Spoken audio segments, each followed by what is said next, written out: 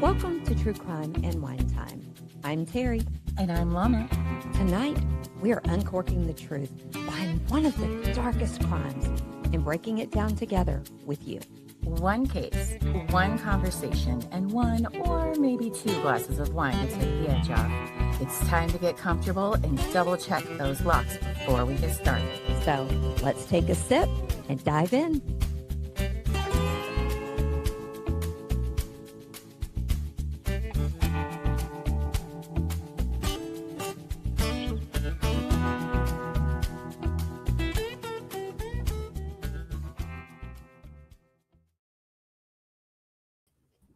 Hello.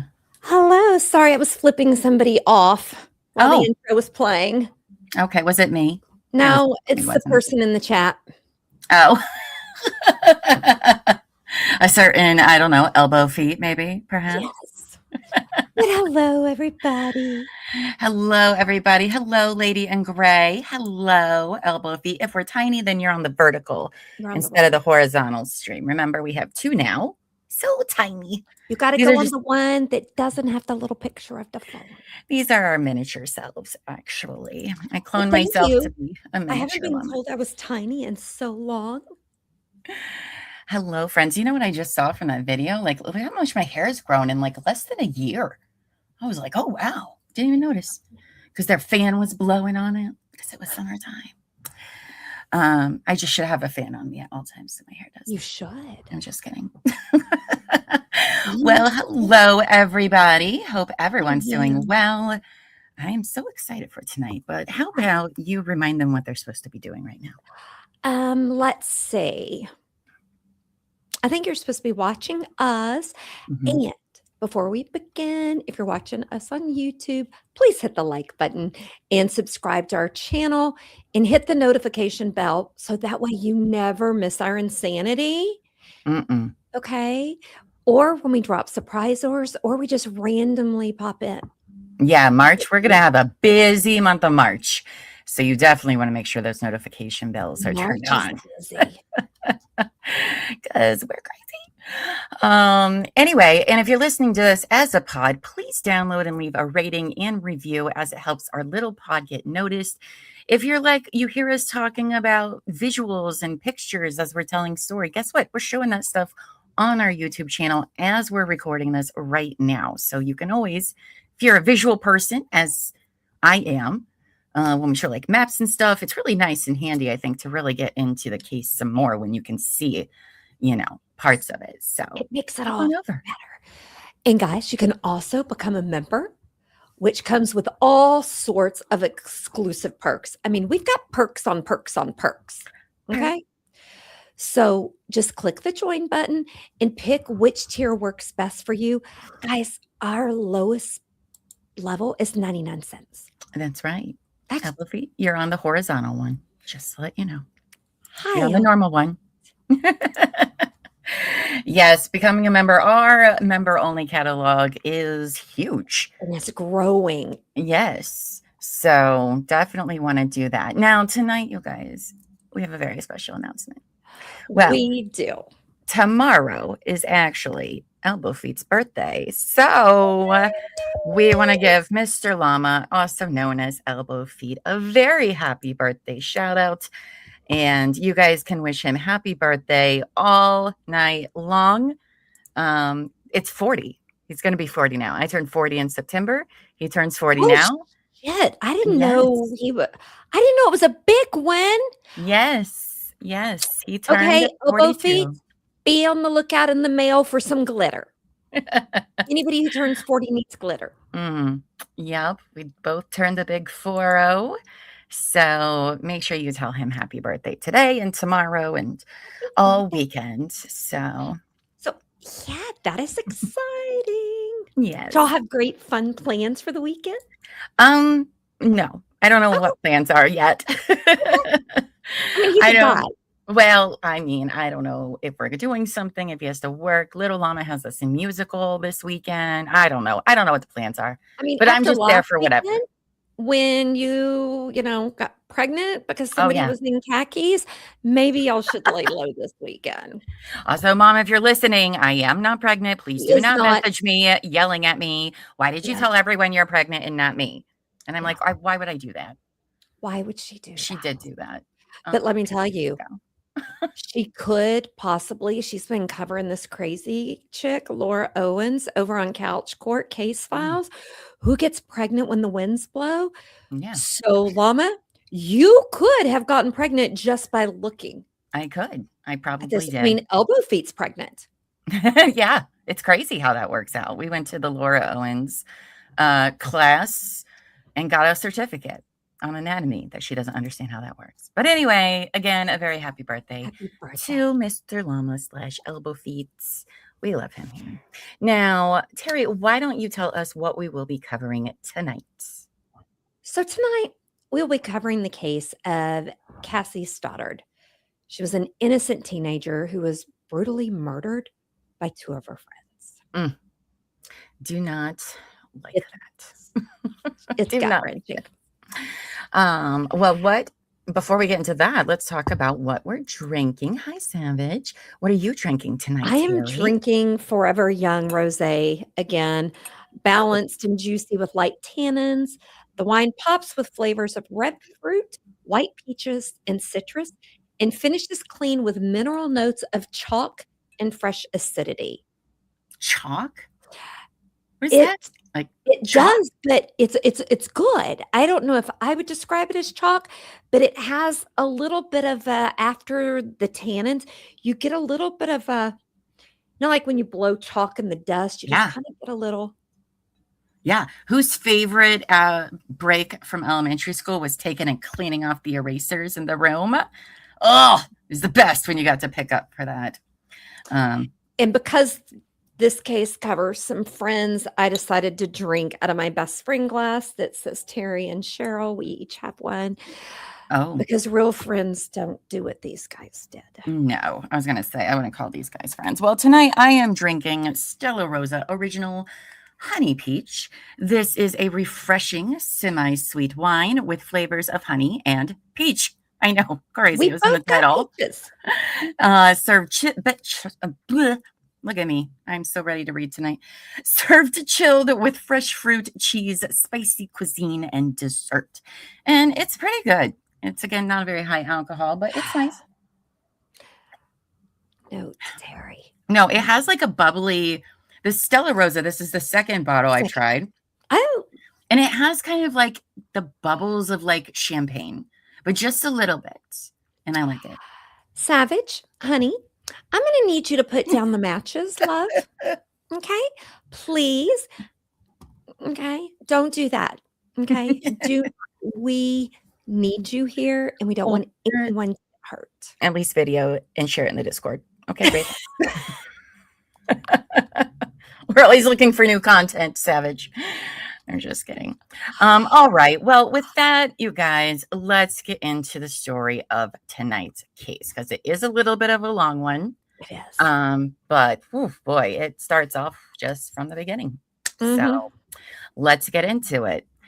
All right. So Cassie Jo Stoddart was born on December 21st, 1989. She had an older sister, Christy, and a younger brother, Andrew. She's so pretty. She is beautiful. Oh, so pretty.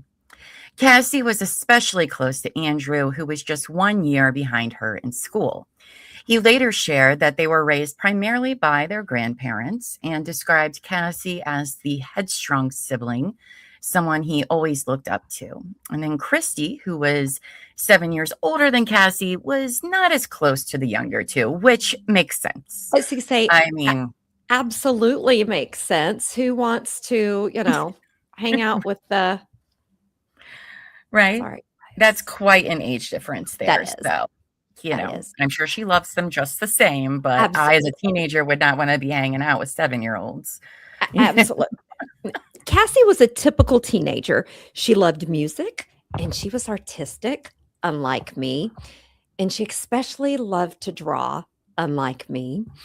Friends said she got along with everyone and was always trying to make the people she loved laugh.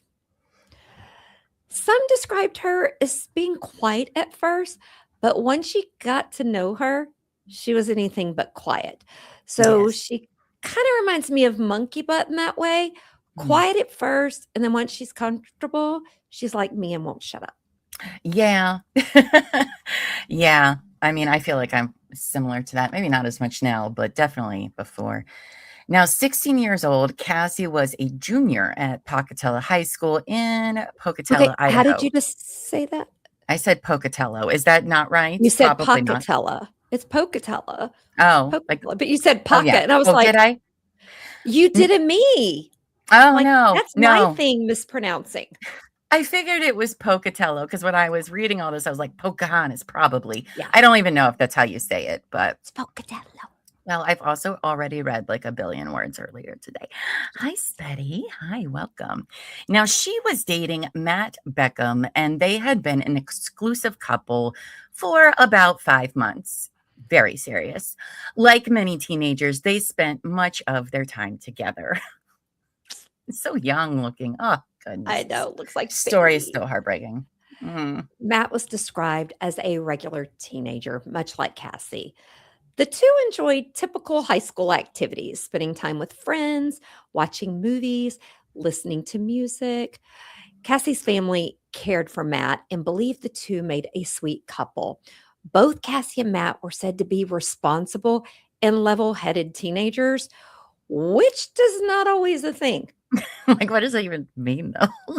I mean, you'll find out why they were responsible. Now, on September 22nd, 2006, Cassie went to school like she did every other day. The only difference was that she brought an overnight bag with her. After school, she was heading to her aunt and uncle's home on Whispering Cliffs Drives to house sit and care for their pets while they were out of town for the weekend, which is a big deal for a 16-year-old, you know? Responsible. Yeah, I guess, right? There's that responsibleness. Cassie had permission for her boyfriend Matt to come over and spend time with her and watch television, hang out. Her family trusted both of them. The plan was for Matt to stop by each day, hang out, but they weren't worried about Cassie. They were comfortable with her staying in the home on her own. I just all of a sudden had a vision of myself when I house sat at 16, and that Oh, was playing through my head, and I totally couldn't read because I was like, "Oh, I know what I was doing." not responsible or level-headed? No, it was not. Now, Cassie arrived at her aunt and uncle's home on Whispering Cliffs Drive, settled in, spent some time with the pets, and called Matt to finalize their plans for the evening. It was meant to be a simple night, just watching movies together while she house sat, and that's a really cute home. Isn't it Oh, I like that. adorable? Mhm. I think it's adorable. I think I know I look like a vampire now. Matt arrived around 6:30, to spend the evening with his girl, hang out. Now, some reports say that Matt invited Brian and Torey over without Cassie knowing. But then there's others that say Cassie knew they were coming and that they were told there were going to be a party at the house, even though there wasn't going to be. Right? Oh, I hate their stupid faces. Don't worry, you guys will too. Yeah. Now, interestingly, Tori and Brian had initially declined the invitation. It was only after Matt told them there was a party that they agreed to come over, a detail that at the time may have sounded like typical teenage behavior. Though I kind of wonder about this considering what we know they did all this planning, Uh-huh. premeditation. I don't really think that that's entirely accurate. Well, I'm because curious. we don't know when they got invited to Okay. go over, because Cassie, I found, so she had known for like since Monday that she was going to be doing it. Okay. So this So, wasn't right. random. Okay. So it I wasn't see. totally random. Gotcha. Cassie, being kind and welcoming, she showed Tori and Brian around the house when they arrived. She walked them through the bedrooms, the kitchen, the basement, all while keeping an eye on things and making sure nothing was damaged, because Brian was known to be a little wild at times. He was like that young teenager that like, oh, let's knock that on the floor. Oh, I want to play with this kind of thing. And she was responsible. Even in someone else's home, she took the role of house sitter very serious. Oh, there's that responsible level-headedness again. You're right. Now, after the tour, the group settled into the living room to watch Kill Bill 2. Torey and Brian didn't seem very interested in that movie, so immediately go to jail. Send them to jail right now. Nothing even happens. Go to jail. I've never seen it. Oh, it's so good. I love the Kill Bills. Anyway, they thought, and especially for two guys who are all like, oh, we're all about writing scripts and movies. Blah, blah. And you didn't seem interested in Kill Bill 2? Okay. Anyway, they thought they were going to a party, not a quiet movie night with a couple. I mean, who wants to sit there and watch your friends make out and cuddle on the couch? I mean, come on. Right. You know, at one point, Brian left the room saying he was going to the bathroom or the kitchen for a snack, but he was gone long enough that Cassie went to check on him and brought him back to the living room. Then after about an hour, Brian and Torey said, we're done, we're leaving, telling Cassie and Matt they were going to head to a movie theater to see a film instead. To see a film over Kill Bill. Exactly, Lady in Gray. Hate them already. Kill Bill 2 is Tarantino? Yeah, so is the first one. I've never seen the first one either. All right, so yeah, I know you're going to be out for a while again. I'm going to write stuff down that you need to watch. Okay. You remember how awesome Game of Thrones was when you finally succumbed? Yeah, that's what happens when you take drugs and watch TV shows that Mama tells you to watch. You get hooked. That's right. I'm going to give you a whole list. Hi, Lainey. Hi. You can give me a whole list. Please put it together. And if you're in the Discord, Terry's bad. In the Discord, drop me movies to see. Yes, we'll keep her busy. Now, Cassie and Matt walk the boys out, then return to the couch, settling back in together to continue the movie. You know, just settling in and having a quiet night. Just the two of them. I mean, it's cute. It's cute. Lady in Gray. Llama and Terry are always right. Okay, not just Llama. It's me. Double H just texted me and he goes, you have seen Kill Bill. You probably just don't remember it. Okay, so I have seen Kill Bill. You don't remember, you got to watch it again. So, I don't remember names of movies, but I remember the movie. Like if I start watching, I'm like, oh shit, I've seen this. And I can tell you the whole storyline. Oh. So that's no, Libras are not always right. Betty's having dental surgery tomorrow. I need some recommendations. May I suggest our Laura Owen saga to you first and foremost?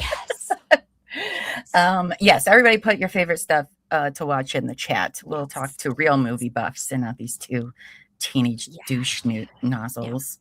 Yeah. About 15 to 20 minutes after they finally resumed watching, because they went and took the dog out, got snacks and things, the power in the house suddenly went out. The couple assumed it was just a brief outage and expected it to come back on. And it did. So they felt relieved. But that relief didn't last long. The power shut off again shortly after it returned. I do not like this. I do not like this at all. Wanting to make sure everything was okay, Matt got up to check the house and see what might be causing the issue. As he moved to investigate, Cassie's aunt and uncle's dogs began barking and growling at the top of the stairs that led down to the basement. Hearing that, Matt decided he didn't want to leave Cassie alone in the living room, so he returned to the couch and the two of them stayed seated together. This is the point where Llama leaves the house. All right? My dogs start acting weird, I'm out. Okay? No. But how sweet of a teenage boy. Instead of trying to be all manly and go check things out, he went and sat back down with his sweet girl. I mean, it probably weirded him out too. There's been times where I've been like, Elbow Feet and I have been in our bedroom and I'll be like, I thought I heard something. He's like, well, what the fuck do you want me to do? And then he grabs like some rando thing, like a hanger or something. Like, what are you going to do with that? He's like, I don't know. I'm like, okay, well, fall in front of them so I can get out quicker. Thanks. Oh, sweet precious. Feeling uneasy after the power outages, Matt called his mom and asked if he could stay the night with Cassie. The darkness and the strange interruptions had rattled her, and he didn't want to leave her alone. His mom, being a responsible parent, told him no, and also because she had a surprise for him.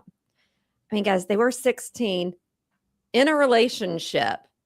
She wasn't going to let him spend the night. I mean, no. Or at least I mean, maybe even if you believe your kids at that point that is happening, I would still be like, likely story. I will tell you they were having sex because we'll get to it later. One of the boys' moms is they were 16 and in love, but they used protection. It was found in the toilet. Responsible and level-headed. So, but his mom did offer another solution. Cassie was welcome to come stay at their house since the power was out at her aunt and uncle's home, but Cassie declined. She felt a responsibility to remain there. She was house sitting, caring for the pets, and she intended to follow through on that commitment. So, see, the mom isn't a wicked mother. There's adults there. So, and look how responsible she was being. Mm-hmm. Just before 10:30 p.m., Matt's mom arrived to pick him up. The power came back on briefly, but then went out again. Matt figured the power would be back on again shortly since it kept going off and on, and he wasn't overly worried or concerned, unlike Llama would be. When his mom picked him up, his dad was also in the car with her, which was the surprise. She had mentioned, because, guys, his dad had been away in rehab, and he was not expected to be back home yet. So it was, a surprise. An interesting surprise, but okay. Now, after his mom picked him up, Matt then called Torey to see where he was and whether they could meet up. Torey answered in a whisper, saying he was in a movie that was not as good as Kill Bill 2, and would call him the next day.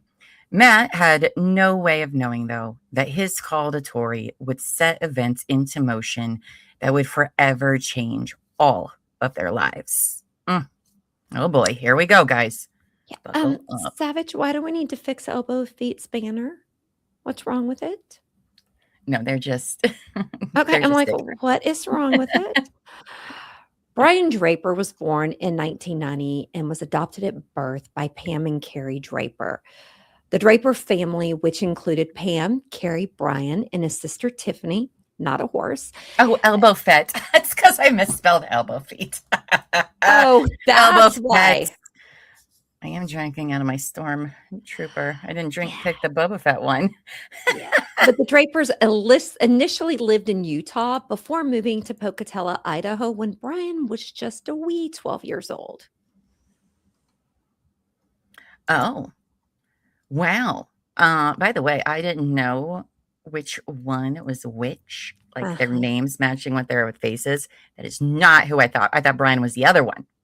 Interesting. Look at the eyes. I know. I see it more now. I'm like, oh, okay. Actually, duh. That makes more sense. Yeah. Amos says her too. She thought it was the other way around. So interesting. Okay. Well, all right. So Brian was raised in a typical Mormon household. There have been reports that Brian was known to be a troubled, and that he maintained a MySpace page where he posted about suicide and murder, along with expressing a fascination with the Columbine shooters. How original, Brian. Oh my gosh, you're such an edgelord. Although he grew up in a sheltered environment, Brian said he spent a great deal of time alone, stating that his mother was often busy and his father was not around. He learned he had been adopted when he was 10 years old, just 2 years before the family relocated to Idaho. And what's interesting, you'll hear later, he talks about his father was not around.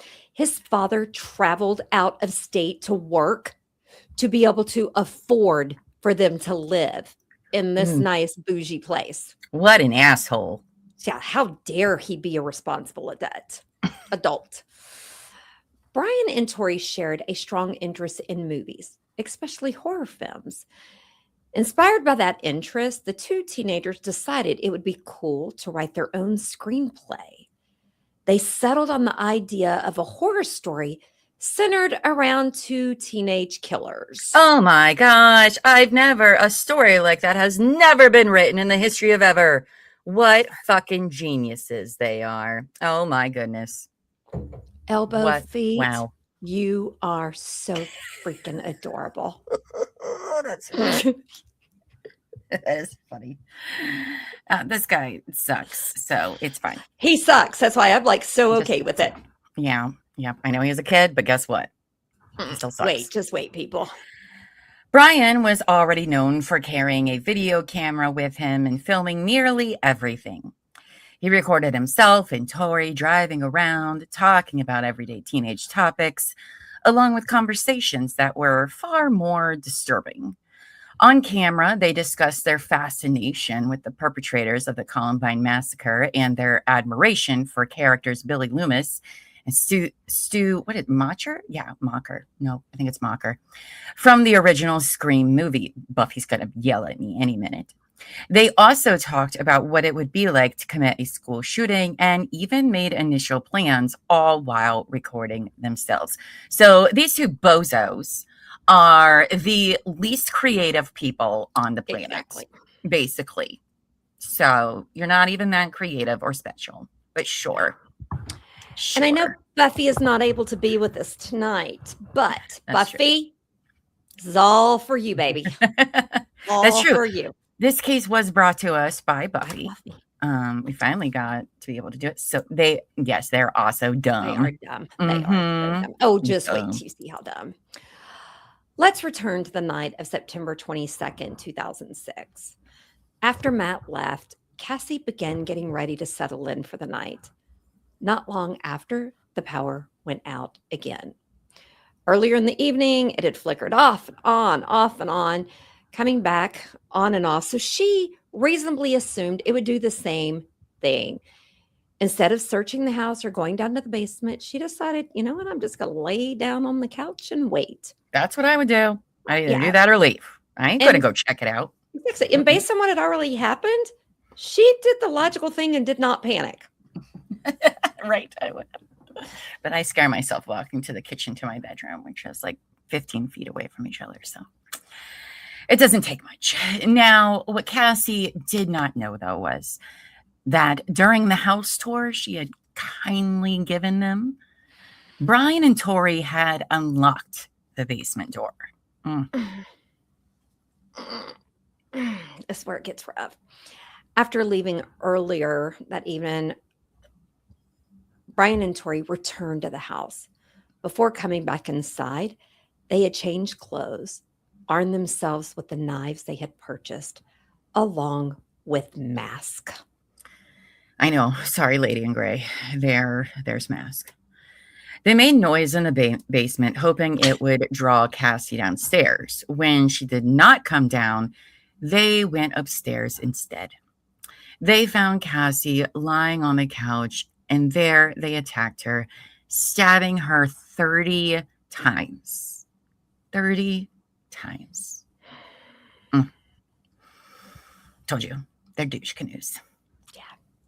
You're right, there might be a mouse. No. We annihilated them all. The next day on Saturday, September 23rd, 2006, Matt tried to reach Cassie, but was unable to get her on the phone. Throughout the day, no one spoke with her.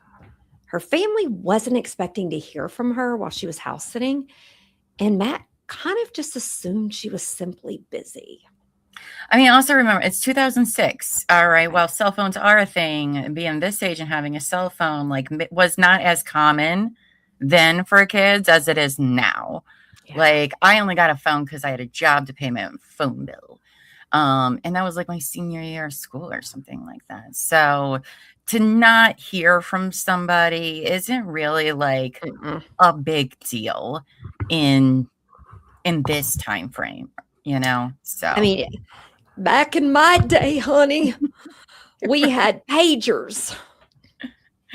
Right? Now, he spent time hanging out with Torey. That's right. That next day, Matt hangs out with Torey, believing that everything was normal. He then had reached out to Cassie's mom, who had not spoken with her either, who then tried to call her daughter several times, but was also unable to reach her.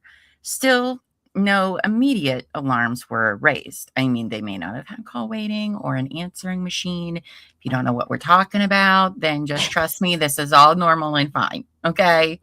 It's a thing. And it's the smallest town in Idaho, Yeah. you know, It's a so. On Sunday, September 24th, Cassie's aunt, uncle, and her 13-year-old cousin Allison returned home. Allison rushed ahead and was the first to walk inside.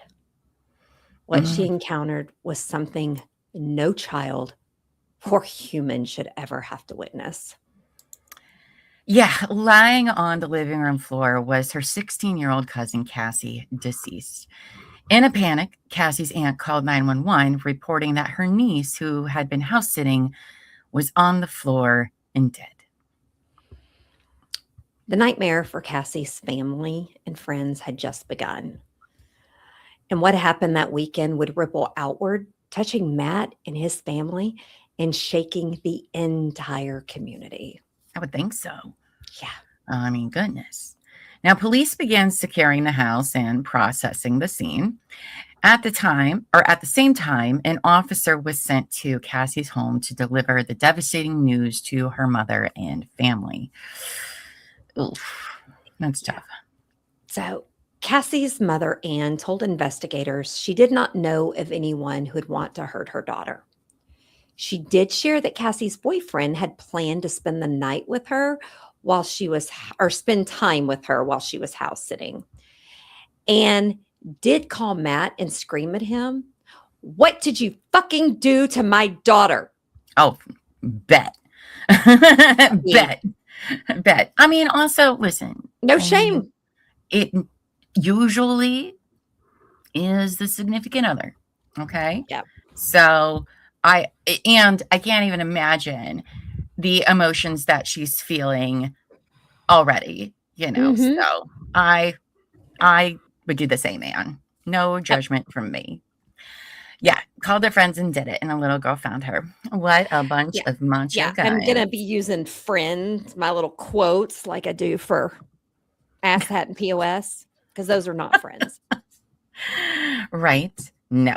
All right. So, as is often the case in investigations, police initially focused on the person closest to the victims. Police went to Matt's home to inform him about Cassie and to ask when he had last seen and spoken with her. This kid is lucky as shit, is all I have to say. He is. Oh my goodness. Matt was upfront and cooperative. He told investigators that the last time he saw Cassie was Friday night when his mom picked him up from her aunt and uncle's house. He explained that he tried to call her on Saturday, but had been unable to reach her.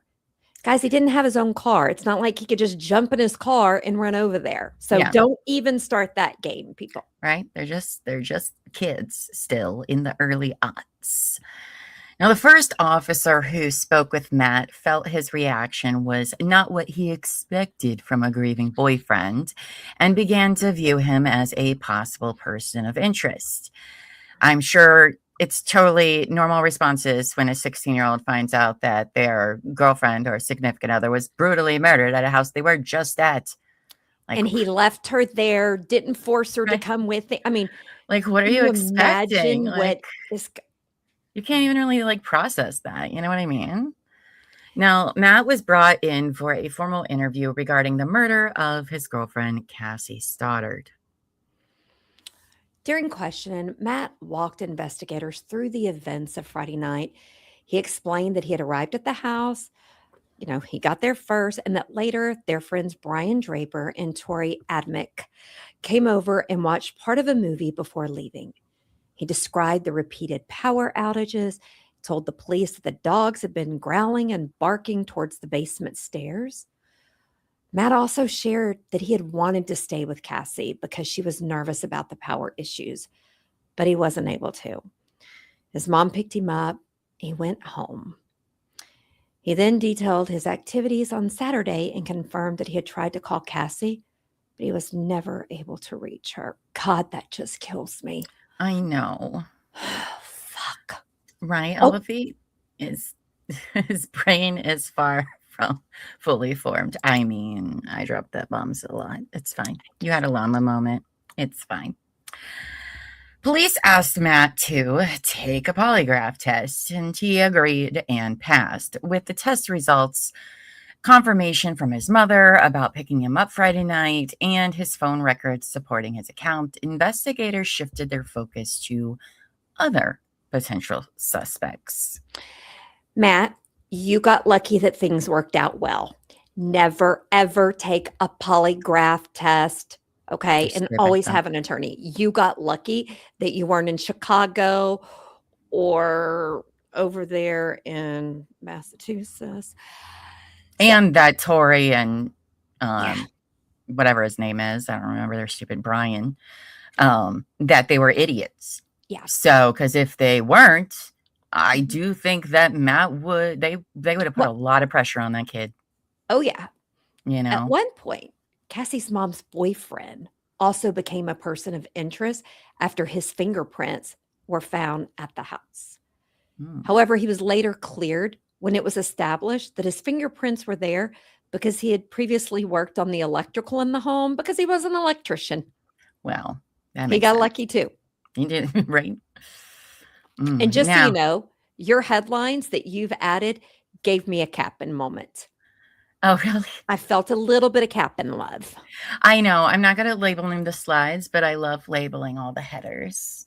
So that's the closest I get to bringing her spirit into our shows. Now, during Matt's interrogation, he answered questions about Brian and Torey. He told investigators that he was closer friends with Torey than with Brian. He explained that Cassie was also friends with them, but not really especially close. Matt also shared that before he and Cassie became a couple, both Brian and Torey had shown some interest in her. I mean, that's just teenagers. They will literally be interested in anything most of the time. Let's be honest. I mean, they would like the wind when it blows a certain way. Torey had first been questioned at his home on September 24th, 2006, with his father, Sean, present. Detective Thomas and Gangsky conducted that interview.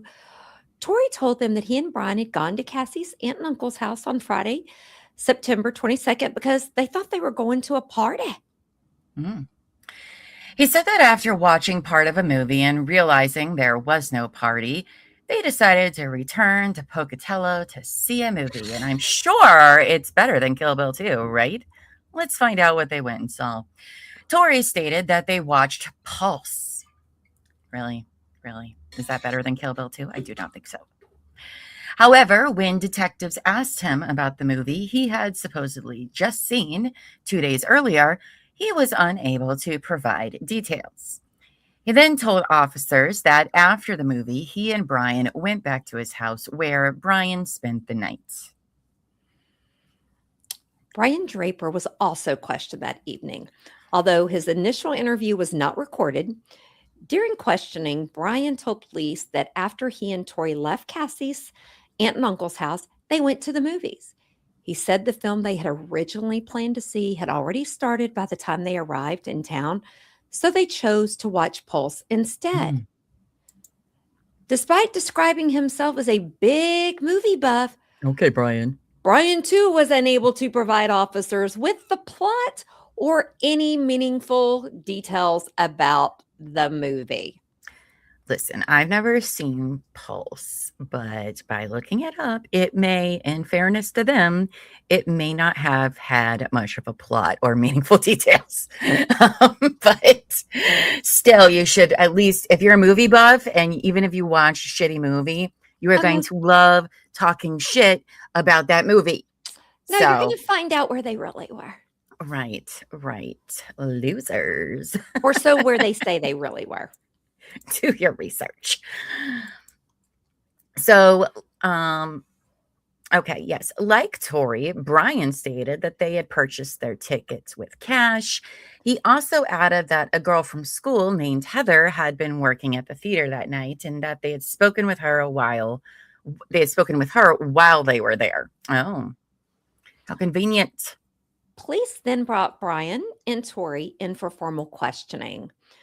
On September 25th, both 16-year-olds were taken to the police station with their parents present during the initial interviews. Brian and Torey's accounts were pretty similar, including the fact that neither of them could tell anything about the movie that they supposedly saw. Now, on Tuesday, September 26, 2006, Brian was brought in for another interview. His parents accompanied him to the station, but they were not present in the interview room. Brian was read his Miranda rights, which is not good, Bri, and agreed to speak with officers without an attorney. Such a little genius, aren't they? So smart. Well, their parents knew much better. He initially repeated the same account, stating that he and Torey had gone to hang out with Matt and Cassie, became bored, and then went to see the late showing of Pulse. When an officer told Brian he did not believe that story, Brian quickly changed his version of events. Oh, wow. What a plot twist. This is like M. Night Shyamalan over here. He said that he and Torey had changed into dark clothing, put on gloves, and gone out to burglarize cars. Right. Because that's better. You couldn't even said you were like making out and banging something. You're like, nope, we were definitely committing felony crimes. It gets better. Brian said they didn't find anything of value, so they didn't steal anything. Oh, so it's not illegal, right? And he said, well, we only said we went to a movie to cover up what we were really doing. Bravo, Brian. Bravo. Or wait, that's Torey. I'm sorry. Bravo, Torey. Bravo. No, that's Brian. No, that's Brian's claim. I'm sorry. I get them all mixed up because now that I know what they look like, it switches me up. Right? Oh, my gosh. Now, when officers asked what part of town they had been in while going through cars, Brian said he did not remember. Oh, my goodness. Detectives again told him they did not believe his story. Brian insisted he was telling the truth. He was not arrested that day and left with his parents after agreeing to take a polygraph test the following day. Also, remember, he was an inspiring screenwriter. And he can't even come up with anything. Exactly. Later that same day, a detective went to the Draper residence. With consent from Brian and his parents, the detective searched Brian's bedroom for potential evidence connected to the crime scene, including gloves. During the search, officers found a knife sheath, but no knife. And when they questioned Brian about it, he said it belonged to a friend and claimed the friend likely had the knife that went with it. Okay. Sure. Thank God Brian's an idiot. These are criminal masterminds. See, Pam, they do need to tune in more to TWCT to learn. No, I'm glad they got caught. They were stupid and they deserved it. Absolutely. I've seen the Italian Job Lady in Gray so many times. We own it. Now, on Wednesday, September 27th, my birthday, Brian returned for a third interview. It was expected that he would take the polygraph test he had agreed to the day before. Before the test began, Brian and his parents asked for privacy, and officers allowed them time alone. When they came back into the interview room, Brian's parents appeared visibly upset. Brian was read his rights again and agreed to answer questions. Both of his parents remained present for this interview. Elofeet, did the cops overpay buying a used polygraph machine and they needed to justify its existence? I think so. So many polygraphs happening. Like, what is happening? They're a small town. They got to get their money's worth. Right. Now, Brian told officers that he and Torey had unlocked a door at Cassie's aunt and uncle's house during the earlier visit so they could return later and scare Cassie and Matt. He said they came back wearing black clothes, mask, and gloves, and that they were both carrying knives. Okay, my first thought is, if you're going to scare somebody, why do you need knives? Well, I mean, it has I'm to just be asking. authentic. I'm just kidding. Okay. Those are idiots. Brian stated that after Matt left, he and Torey went upstairs. He then claimed that Torey attacked and stabbed Cassie. Brian said he initially thought Torey and Cassie were just trying to scare him, and that he was shocked when he realized Torey was actually stabbing her. Sure, Brian. Sure. He insisted that he never touched or stabbed Cassie that night. Brian also told investigators that he was afraid of Torey, saying that earlier that same day, before coming to the station with his parents, Torey had threatened to kill him if he told anyone the truth.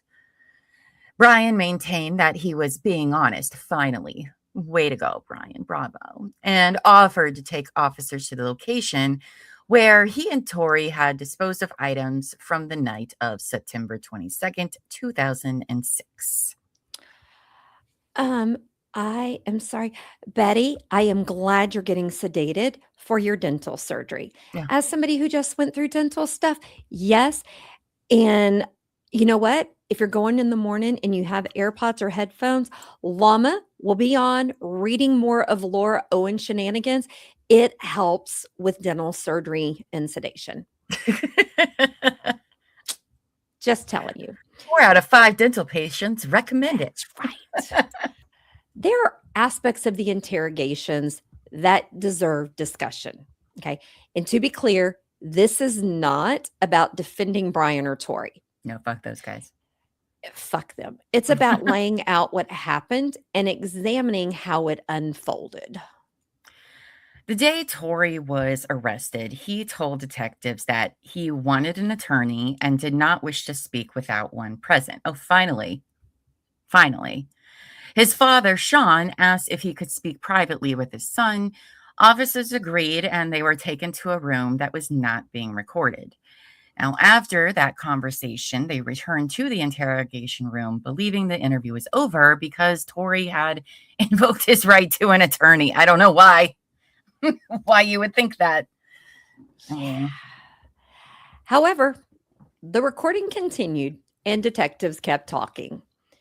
They explained why Torey was being charged and told him, "It'll eat you up.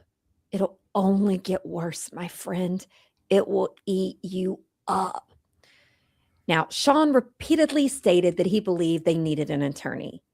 Detectives continued pressing, telling Torey that they knew he was involved and that someone else had already implicated him. Sean then told his son if any of this was true, he needed an attorney. Torey responded yes, agreeing that he needed an attorney, not that he was guilty, but that he needed an attorney.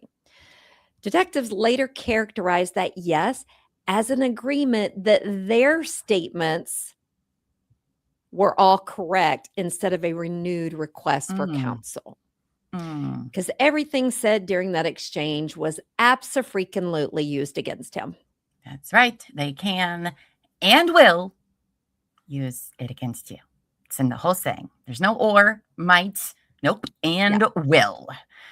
Now, there are legitimate questions about how that interaction was handled. Based on available records, there are concerns about how the situation was presented and how statements were interpreted. Reviewing the full interrogation footage would provide clearer context, but one, we don't have that. But we will be revisiting this in the future here in the story. So put a pin on that. Yeah. Torey was not aware that Brian was back at the police station. After speaking with investigators, Brian, accompanied by his father and officers, led them to Black Rock Canyon, There, he showed them where the items from the night of September 22nd had been buried. And Lady in Gray asked, how long did it take Torey to say Brian did it? It was what, like a whole, or the other way around. Brian It was said the Torey other did way it. around. Like a whole 2 days. Yeah, it'll take, we'll get to Torey's, but yeah. Torey doesn't speak as much as Brian. Yeah. Torey's mother does the talking. Now, officers recovered a number of items from the sites. Oh, shit. Look at that knife. Oh, my God. And look at that mask. Horrifying. Oh, that's horrifying. These stupid idiots. And they found 2 dagger-style knives with sheaths, a silver and black-handled knife with a smooth blade, and a folding survival-style knife that had a smooth blade with a serrated edge at the tip. They also found a Sony videotape, a box of matches, a melted bottle of peroxide, partially burned notebook paper, a singed multicolor mask, a red and white mask that's in the picture there. That's horrifying. 1 black glove, a pair of Puma gloves, a pair of blue latex gloves, a pair of fingerless workout gloves, a black Calvin Klein shirt, a black Hagar shirt, a white and gray sock, and a piece of black cord. So not only were they just bad at this, they're also bad at setting things on fire. So, okay, good job. They had peroxide that was about a smidge in the bottle, and they thought that was going to be enough to catch that on fire. Idiots. Yeah. Brian was arrested and taken to the Bannock County jail. After securing him and recovering the items that had been burned and buried, officers turned their attention to locating Torey. Now, Torey had not gone to school that day. I imagine not. Either way, I probably wouldn't be going to school either. Yeah. Detectives went to his father, Sean's workplace, and asked that Torey be brought to the station. Sean agreed, but only after keeping a previously scheduled meeting with a law firm that had been referred to him through Prepaid Legal. Yeah. Sean met his wife, Shannon, and Torey at the attorney's office. They paid for a consultation, but did not formally retain the firm at that time, as they were waiting for the other attorney who had been recommended, who would be there the next day. The attorneys did advise them not to speak with police and told Torey that if he did, he should request a public defender. They even went so far as suggested which public defender they believed was the best. Right? Keep your mouth shut. I know the mask is horrific. That's the last thing she saw. It's just awful. Yeah. These 2 asshats. Now, despite that advice, when detectives called and instructed them to come to the station, Sean and Shannon brought Torey in. Now, at this point, they did not know that Brian had already implicated Torey and led investigators to buried evidence. Torey was arrested and did not return home with his parents. So, that's not great for them. It's not. Brian was later questioned for a 4th time. He was read his Miranda rights again and agreed to speak, even though his parents were not present. Officers told him they were unable to reach them. Brian stated he would answer questions anyway. He initially maintained the previous version of events, insisting that he had not touched or stabbed Cassie and that Torey alone had attacked her. After confirmed questioning, Brian changed his account. He admitted that he had stabbed Cassie several times in the legs and chest because Corey told him he needed to stab her as well. Brian said Torey told him that stabbing her was not enough and that they needed to kill her. What a freaking hero he is. I'm not as bad as the other guy. I'm not the other guy did it all. I was just there. At that point, Brian stopped the interview and asked to see his parents. Because he was a minor and he had the right to request a parent or an attorney, the interview was terminated. Yeah, Brian, Draper, and Torey, Adam, I can't say the last name. Adamcik. Yeah, I don't know. Anyway, Brian and Torey were charged with first-degree murder and conspiracy to commit murder and the killing of Cassie Stoddart. And Elbow-Feet, if you're listening, can you please come let somebody outside? Thanks. Now, it might seem like this is where the story begins to wrap up, but it wasn't. Investigators still had an extensive amount of work ahead of them. Building a case strong enough to secure a conviction would require thorough evidence review, forensic analysis, and careful preparation. Because Cassie deserved nothing less than a complete and relentless pursuit of the truth. No, they did. Or that she does. As questioning continued, both Brian and Torey began shifting responsibility onto the other, as usually that's how it goes, each attempting to minimize his own role. Brian described Torey as the primary perpetrator. Torey, in turn, claimed Brian was the most responsible for the murders and the stabbings and all the really horrific stuff. Yeah. I mean, what followed was a back and forth of blame, each trying to distance himself from what had been done to Cassie. About 3 months after Brian was arrested, his parents gave an interview, and we have a clip along with a clip of a phone call between Brian and his mother. So let's listen to this, because I haven't heard it yet. Brian didn't want us to know how much pain he was in. And he kept that very, very separate from our life with him and the family's life with him.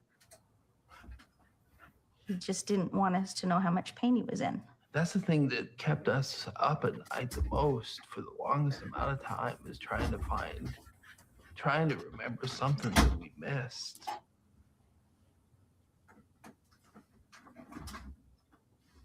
We adopted Brian at birth. When I think about our relationship and how strong of a relationship we had with Brian and how good of a relationship we had with Brian,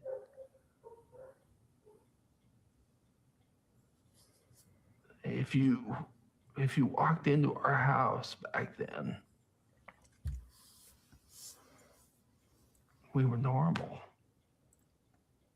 And why we didn't recognize that we had such a problem is horrific and something we still cannot bear.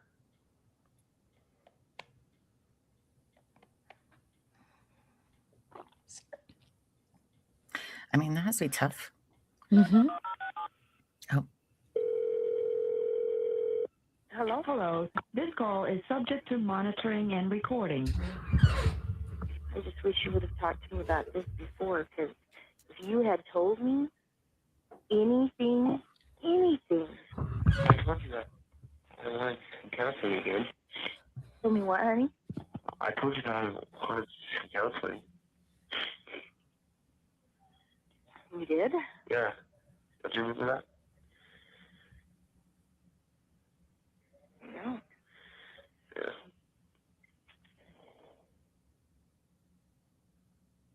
Right. I'm sure that was a real conversation. Wow. Yeah. So the crime lab was able to recover part of the burned notebook paper found with the buried items.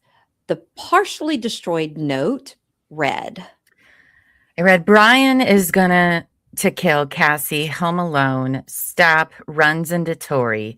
We murder Cassie is home alone. House. Brian kills his on the back porch, his body on the back porch. House Brian has, and we will kill her, killing Matt. Oh, just you guys, maybe if they only would have gotten some therapy.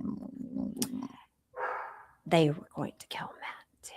Yeah, Matt exactly. was Like so that earlier, I mean, he was lucky that the cops didn't just hone in on him, but Mhm. he was also very lucky because they very clearly Train. were train time. It's an hour late. Yeah.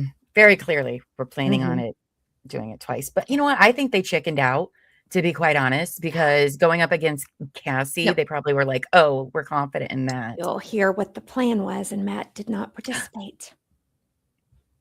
Yeah, you'll have to. Yeah, you'll hear. Okay. The wording was fragmented and difficult to follow, but it clearly reflected violent intent. Detectives believe the note suggested not only plans involving Cassie, but also the possibility that Matt would have been killed as well. And I think we share it later. So remember when Matt said he went and got back on the couch and decided not to go downstairs? Mm-hmm. They were trying to get Matt to come downstairs. So they. Oh, yeah. That's right. I forgot some stuff I think happened. it's in there. Yeah. I've read so much now and gone down so many rabbit holes. I get it. I get it. Now, investigators then turned their attention to the Sony videotape recovered from Black Rock Canyon. Initially, it appeared blank, but after restoration, however, detectives sat down to review it, unaware that they were about to watch what amounted to the recorded inner thoughts of two deeply disturbed teenagers. Brian and Torey had talked about writing a screenplay and had filmed themselves frequently. What was on that tape would become critical evidence. And in this clip, we hear Brian and Torey wanting to be famous. They were sick psychopaths that get pleasure of killing other people. That sounds good, baby. We're gonna go down in history. We're gonna be just like Scream, except real life terms. Okay, first of all, Brian, I just seen a therapy. I didn't do anything wrong. You sounded way more excited than him. So, I have not listened to these tapes because I wanted to save it. Oh, just for wait. That's the nothing. show. Oh boy. Oh boy. Yeah. How original these two. Detectives saw on that restored tape was chilling. It was not just that Brian and Torey had planned to murder Cassie. It was that they had planned it and filmed it themselves talking about it. The recordings took place at school, also in the car, and at one point they even expressed concern that a teacher might see them because they were recording in class. On the tape, they say, "I'm sorry, Cassie's family, but she had to be the one." I hate these guys. Officers were forced to sit through the footage, documenting every word and every detail. And as the video continued, it became clear that it only grew more disturbing. On September 22nd at 9:53 p.m., after leaving Matt and Cassie's at the house, Brian and Torey recorded another video. Sitting in the car, they spoke about what they described as the unfortunate task of killing their two friends. And I think we have video of that clip. Okay, maybe we're playing it later. Oh, later. Okay. Gotcha. Okay. They talked about knowing there were multiple doors and mentioned that they had unlocked one. They said they were nervous. In the same recording, they casually discussed the band they were listening to. Thank goodness they cleared it up. I bet it was something shitty, knowing these two. Said they had waited a long time for this and told viewers to stay tuned. Don't you worry. We will be playing all of this footage for you later in the show. What a bunch of idiots. For investigators, hearing those words in their own voices left no question what happened to Cassie was not impulsive. It had been talked about, anticipated, and recorded. I mean, I think they're both garbage. I just want that out there. I think they're both equally horrible. To have all this preparation for however long, recording yourself, writing, they're both garbage. Elbow feet, you will find out what band you will hear later, dear. The chat needs to know, what shitty band is it? It better be a It's shitty not one. a shitty band. Oh, man. What investigators later learned is that Brian and Torey, upon returning to the house, they attempted to lure Matt and Cassie downstairs by making noise in the basement and manipulating the power, but it did not work. Yeah. Then they heard Matt leave. Shortly after, Matt called Torey. If you remember, Toy whispered that he was in a movie and would call him later. That was not true. He was not in a theater, guys. He was in the basement with Brian, waiting for Cassie to be alone. Now, when Cassie did not go downstairs, Brian and Torey went upstairs into the living room where she was lying on the couch. Wearing Halloween masks, they were unrecognizable to her, which is just so awful. Yeah. I don't know. Maybe it's better she didn't actually see and know Probably who better it that was. she didn't know it was those. I don't know. friends. They're both awful choices. I They don't know. are. I don't know which one would be worse. Anyway, Cassie jumped up and asked who they were.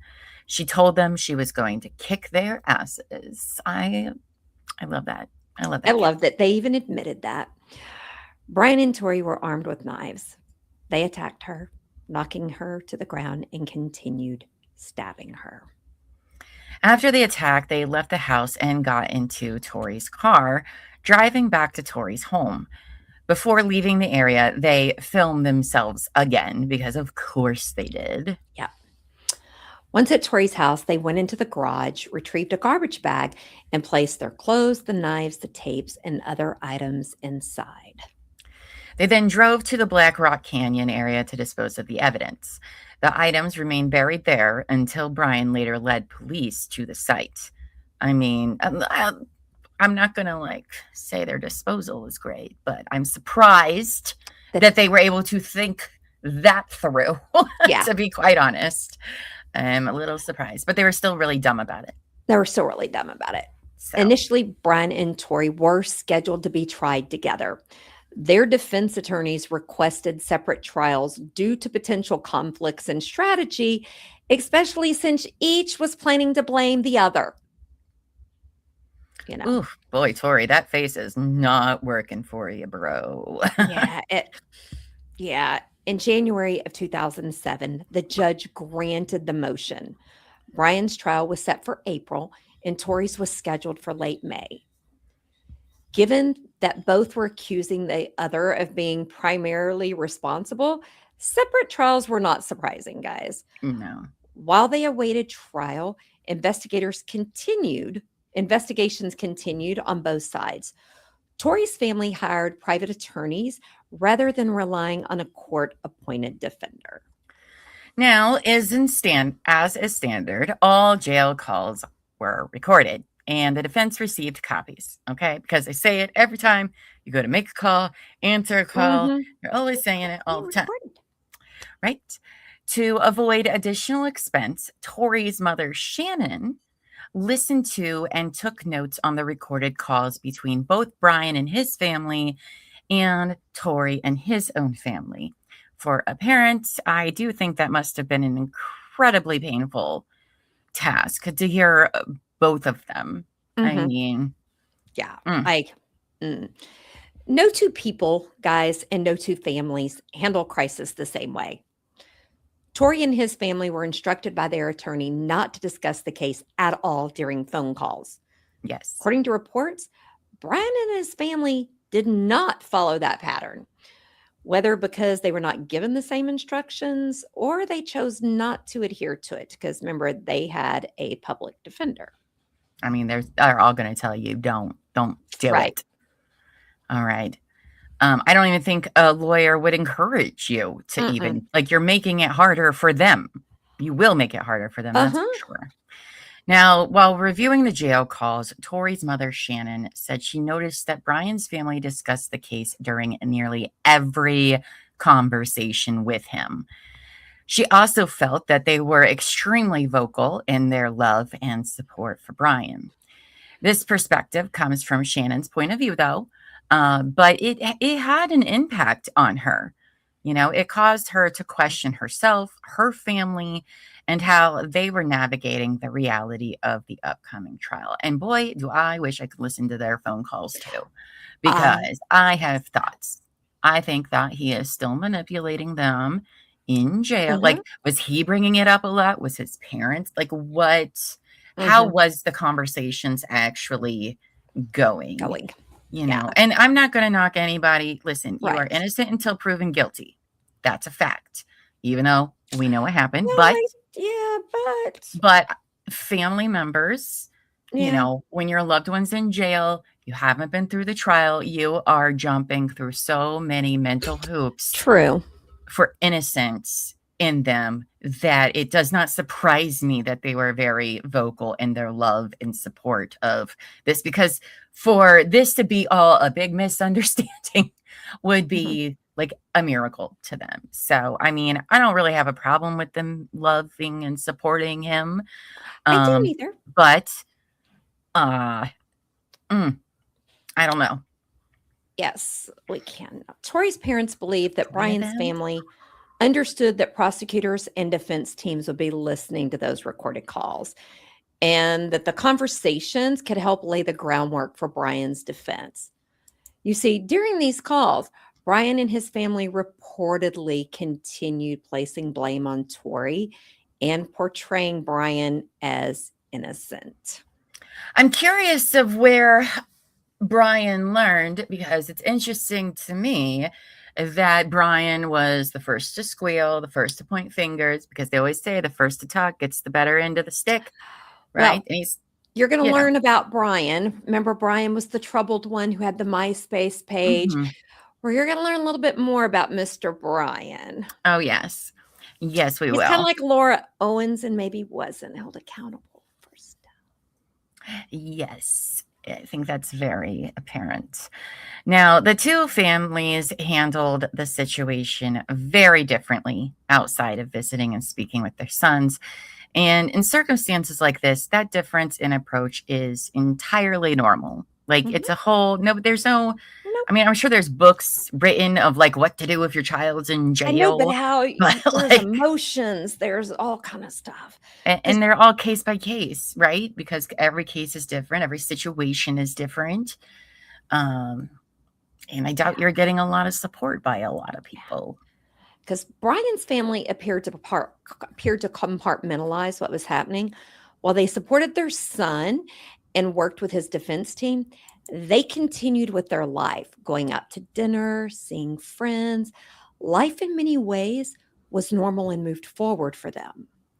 Torey's parents handled it differently. Outside of going to work and caring for their two other children, they were consumed by Torey and his case. Their world narrowed to court dates, legal strategy, and worry. I mean, as that's probably how that would be for anyone.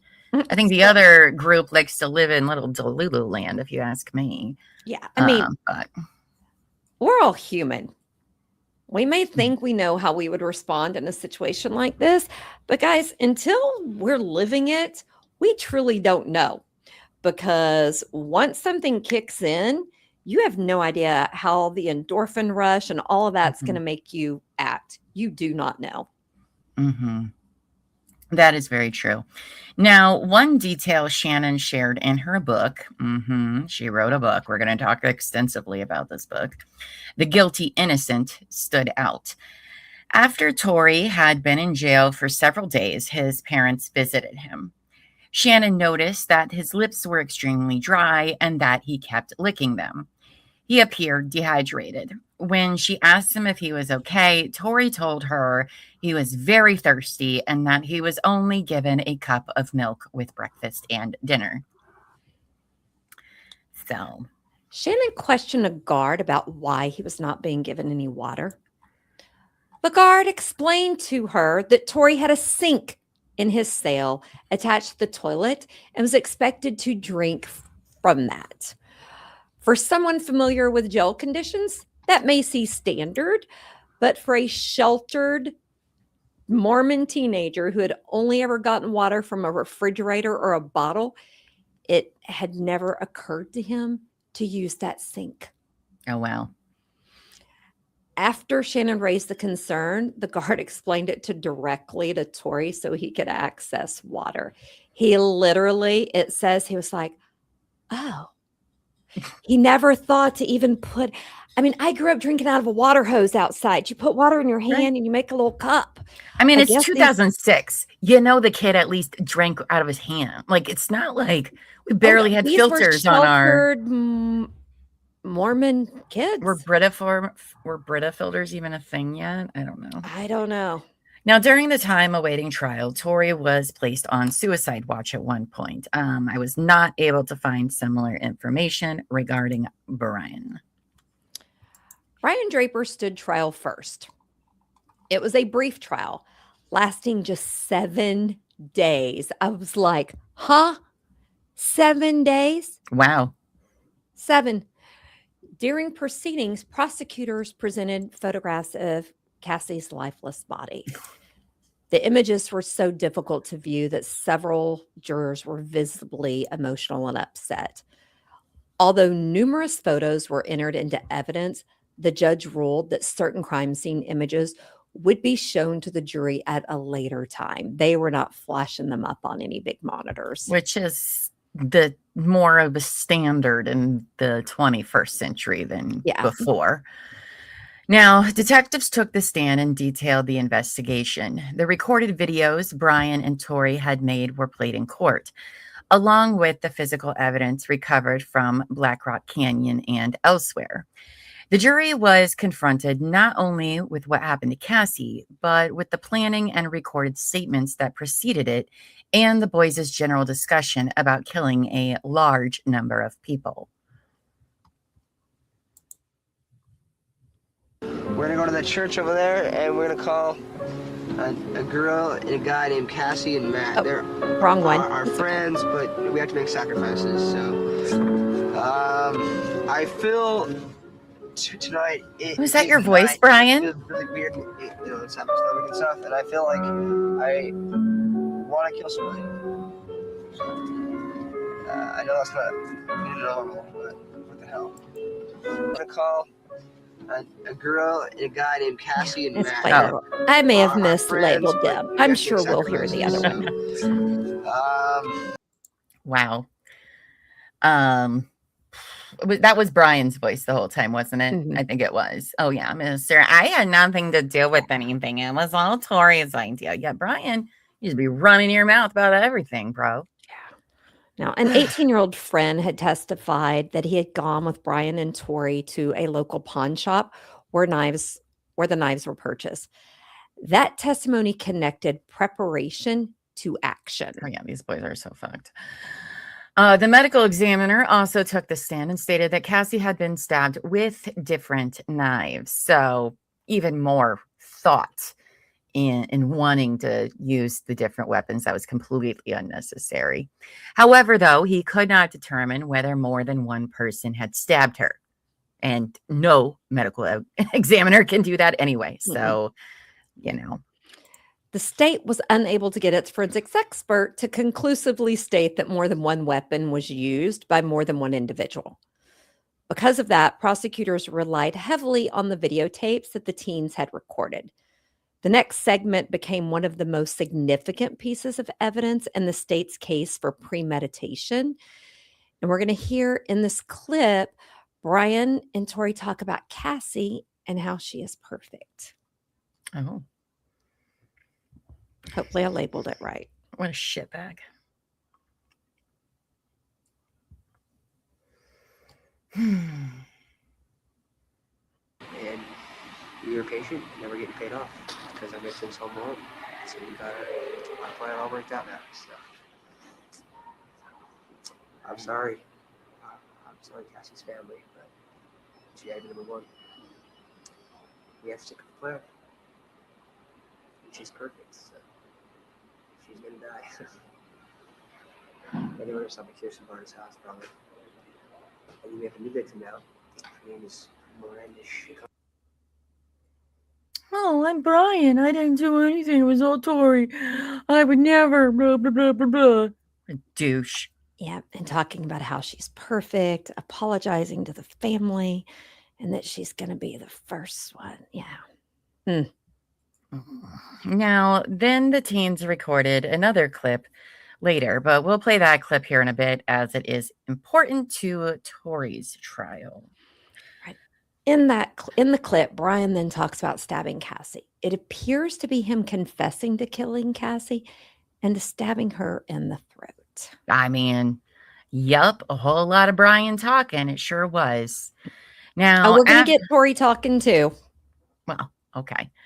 Now, after the state rested its case, the defense called only one witness, Dr. Bonnell, who testified regarding his opinion about the knives. So why did we even bring this guy? I don't know. Accounts of his testimony described it as largely unremarkable. Oh boy. Oh boy. Yep. Brian's defense lasted approximately 30 minutes before resting. Like, what did they owe this guy a favor or something like that? The lawyer was like, I got one for you. You remember? I got you. I'll throw you some money. Like, what? After about 5 hours of deliberation on April 17th, 2007, Brian was found guilty. As the verdict was read, Cassie's family openly wept. Brian's parents, faced with the reality of their son's actions and recorded fantasies, were visibly shaken, yet they continued to offer him emotional support. I mean, they are very religious people and something about forgiveness or whatever. And they didn't abandon him. With one conviction secured, the Stoddart family turned their focus to Torey's upcoming trial, hoping for the same outcome. Cassie's grandfather reportedly said, "One down, one to go." And it sucks when they have to put like families through more than one trial, but I very much like how they did do them back to back instead of like years later, like, yeah. I'm surprised, to be quite honest, about that. But I am glad for them, even though they had to go through it twice. Yeah.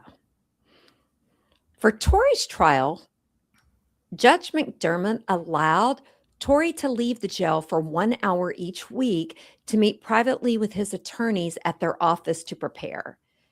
His attorneys petitioned the court to allow his parents, Sean and Shannon, as well as his grandmother, to attend those meetings, arguing they could provide valuable assistance in his defense.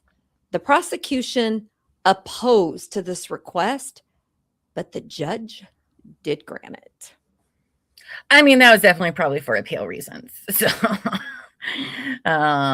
anyway, the court reasoned that Torey was still a minor and that the presence of his parents and grandmother could provide guidance he needed. These meetings marked the first time since his arrest that his parents were able to ask him direct questions about what happened that night. I am interested, though, because usually if you're going to talk to your lawyer and other people that are not lawyers, such as your family, significant other, whomever, are in the room when you're talking with the lawyer, I'm pretty sure that usually negates attorney-client privilege. Like, you forfeited that because other people would hear. But I'm guessing since they're minors. That's what I was reading, is because they were minors. That's the exception to that. So, and I'm guessing the prosecution was arguing, well, he's being tried as an adult. Right. So that's also a fair argument. So, yeah. Torey's parents believed that he would likely face some prison time as an accomplice. However, they maintained that he did not stab Cassie and said he never told them or anyone else otherwise.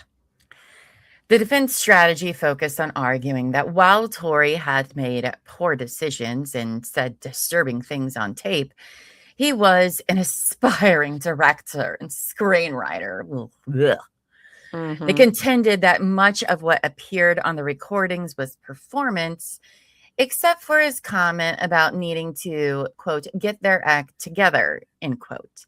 They framed that statement as the reaction of a teenage boy who had just witnessed something traumatic and was attempting to cover it up to avoid getting into trouble. I'm sorry, but I don't really give shit if your kid wanted to rate movies. No. And you can't cherry pick what was acting and what was real. I'm sorry. Because guess what? During Torey's trial, the state again played the same video shown in Brian's trial. One portion recorded the day before Cassie's murder. In this clip, you're going to hear about, is killing bad? And it's Torey. Oh, Let's hear him We're speak. taught that things like killing people and It's the wrong. other thing is wrong. The only thing that it's wrong about is because it's breaking the law, and the law is only wrong. The law Natural is selection, there dude. because Natural selection. That's all I gotta say. there should be no law against killing people. I know it's a wrong thing, but Natural selection. hell, you restrict somebody from it, they're gonna want it more. Really? Oh, wow. How philosophical he is. Not only a future screenwriter and director, also philosopher. What a fucking idiot. His mom talks about that in her book, that he was just trying to have a philosophical debate. Oh, is that it? Oh, I 'Cause they wonder even which talk one's about his whether or favorite. not Santa Claus is real and whether or not God's real. I mean, listen, these are all conversations everybody does have. Well, not everybody, but many people do as they're, Not when you hear you these know, other in the, things. well, no, but I mean, like Yeah. these, why is this?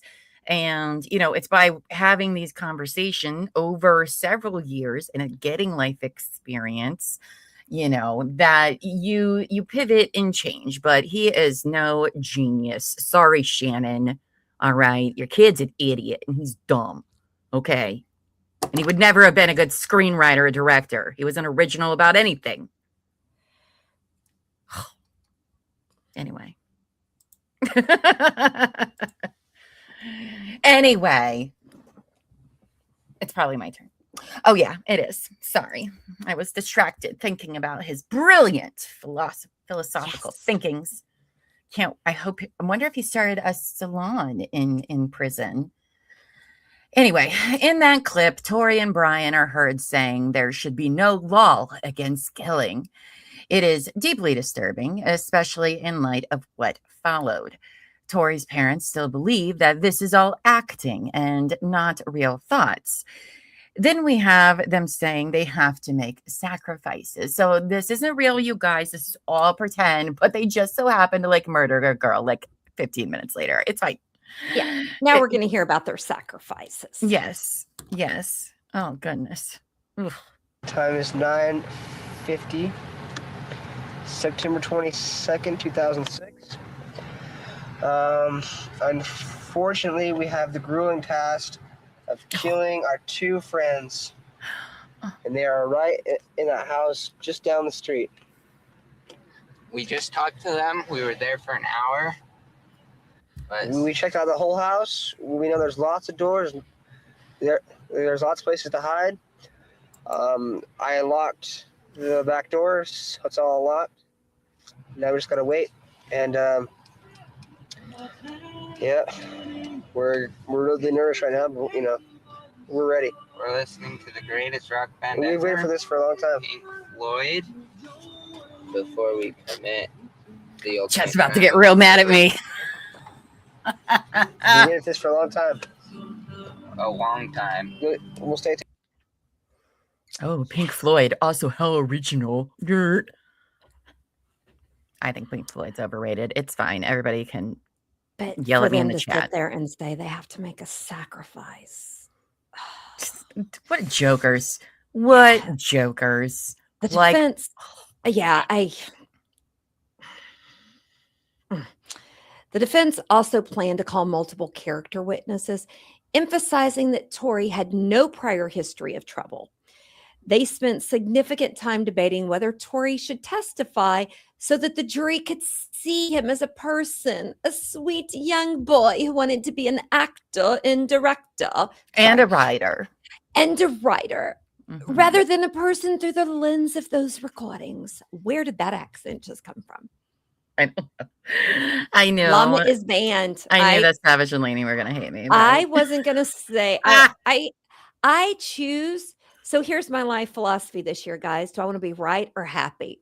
I'm choosing to be happy. Let Llama think what she wants about Pink Floyd. I choose to be happy. Just saying, at this age, it's so cliche. And y'all are the ones who said she was right about everything. So I guess you're eating your words now. Okay, let's go. I don't think so. No, I'm just kidding. All right. So let's see. Where am I here? Okay. So Torey's defense team successfully petitioned the court to allow independent DNA testing on the knives, shirts, and gloves recovered from Black Rock Canyon. Honestly, I don't know why they were wasting their money. It was notably that the state had not conducted DNA testing on those items. The prosecution's position was that they had the videotapes, Brian's confession, and his statements implicating Torey, and that they believed that was sufficient. I mean, I know they're Wait about till to you fucking bitch about hear. it. Wait till Okay. you hear what this person says. You are gonna flip a table. I'm sure. I'm just saying that the crime labs are busy. You only get so many things tested. And I don't know if it was really necessary. Oh boy. Savage, it's fine. It works with my husband. I choose to be happy, not right. It works with Llama too. Torey's trial began on May 30th, 2007. He entered a plea of not guilty and maintained that he was innocent of killing Cassie, continuing to place responsibility on Brian. During opening statements, the prosecutor read from the transcript of the video recorded the night Cassie was killed, beginning with Brian Draper's words, quote, "We just killed Cassie. We just left her house." The prosecutor told the jury that the video continued and asserted that Torey had confessed to killing Cassie the night he was arrested. As discussed earlier on the night of the arrest, Torey invoked his right to an attorney. And then after that private conversation with his father, remember they returned to the interrogation room where the detectives continued speaking to him. And when his father said, "I think we need an attorney," Torey responded, "Yes." The state interpreted that yes as an agreement with the detective's statements rather than a reaffirmation of his request for counsel. I mean, I know they're not happy about this, but Torey has to say, "We want a lawyer." You have to say the words. You just can't be like, "Yes, I would like that, please." Yes, no, you got to say the words. Yep. Are these the founding members of the incel movement? Right? Oh, yikes. Probably. Now, where was I? Oh, yes. In his opening argument, the defense introduced information that had not been emphasized during Brian's trial, for many reasons, I'm sure. They presented evidence of Brian's fascination with the Columbine massacre, including that he had created a website dedicated to the perpetrators. What a fanboy. Ridiculous. They also referenced Brian's involvement in a plan during middle school to shoot up a school. Oh. The defense argued that Brian had a long-standing obsession with violence, murder, and notoriety, and that he wanted to be famous. What? Precious little Bri who would never do anything wrong? There's also, and I don't think it's in here, Brian even went to like the middle school dance and walked around where kids were sitting on the bleachers pretending to have Oh, I'm sure. Uzis and shit. Oh my God. And guess what? The school did nothing about it, really. So the defense also focused on the video clip that the state relied on during opening statements. Prosecutors had referenced a transcript that read, "We killed Cassie." The defense argued that the wording in the actual recording was different. Now, guys, this next video clip is difficult to hear. So we do want to give a trigger warning for this segment. And you're also going to sadly need to pay close attention to this clip. We just killed Cassie. We just left her house. This is not a fucking joke. I'm shaking. I stabbed her in the throat and I saw her lifeless body just disappear. Dude, I just killed Cassie. Oh, fuck. That felt like it wasn't real. I mean, it went by so fast. Shut the fuck up. We gotta get our act straight. Interesting. I didn't hear the we. Actually, it sounded like it was like a videotapes, right? They did little thing. But Brian clearly says, "I killed Cassie" a few And I seconds stabbed later. her, watched her. Mhm. Torey never says any of that. I will agree to that. Torey's attorney, oh, sorry, not my part. No, that's okay. Torey's attorney, Aaron Thompson, directed the jury's attention to the exact language used. He emphasized that at the beginning of the clip, Brian says, "just killed Cassie," not "we just killed Cassie." Thompson pointed out that Brian goes on to say he stabbed Cassie in the throat, while Torey does not make a statement claiming he had killed her. Torey can be heard saying he is shaking and later saying they need to, quote, "get our act together." But he does not make a direct statement about killing Cassie. I don't think that actually matters. But the prosecution's case against Torey closely mirrored the case presented against Brian. There was no additional direct physical evidence tying Torey to the murder beyond the videotapes and Brian's confession and statements implicating him. However, Torey's defense strategy was very different. Unlike Brian's defense, which caught only one witness, Torey's attorney planned to present multiple witnesses to show the jury who Torey was as a person. Their position was that he had lied and made terrible decisions, but that he did not kill Cassie. Okay. I don't believe that for 1 second. Now, during the state's presentation of its case, Torey's parents received unexpected news. The items sent out for DNA testing, including the knives, shirts, and gloves from Black Rock Canyon, had been reported lost in transit. Now, after numerous phone calls, it was discovered that the DNA lab had mistakenly shipped the package back to itself instead of returning it to the defense, and the evidence was eventually located. Now, I don't know if we go into this later or not, but I'm going to go with it was a whole big nothing burger. I can tell you that. Because otherwise there would have been a good appeal about it. So, yeah, wow. What became significant next involved the blood evidence. The state had not originally conducted DNA testing on the items. The defense had successfully, made the motion for testing, and the state was aware of the results. When detectives were called to the stand in Torey's trial, differences began to emerge, particularly in how the blood evidence was described compared to Brian's trial. When the 911 call was made the day Cassie was found, her aunt told dispatch that Cassie was covered in blood. She'd been stabbed 30 freaking times. She reported blood in multiple areas of the house and described blood spatter throughout the scene, that Cassie had clearly fought back. Yet during Torey's trial, the state presented a different tone regarding the blood evidence. When the prosecutor asked one of the detectives, "How much blood did you observe during your time in the house?" the detective responded that he noticed small amounts of blood and was surprised by the lack of it. Doesn't even make any sense. That doesn't make any sense at all. So that's weird. Okay. Now, during cross-examination, the detective was pressed on that statement. He continued to downplay the amount of blood and eventually said he was not in charge of processing the crime scene and could not speak in detail about blood spatter or the extent of it.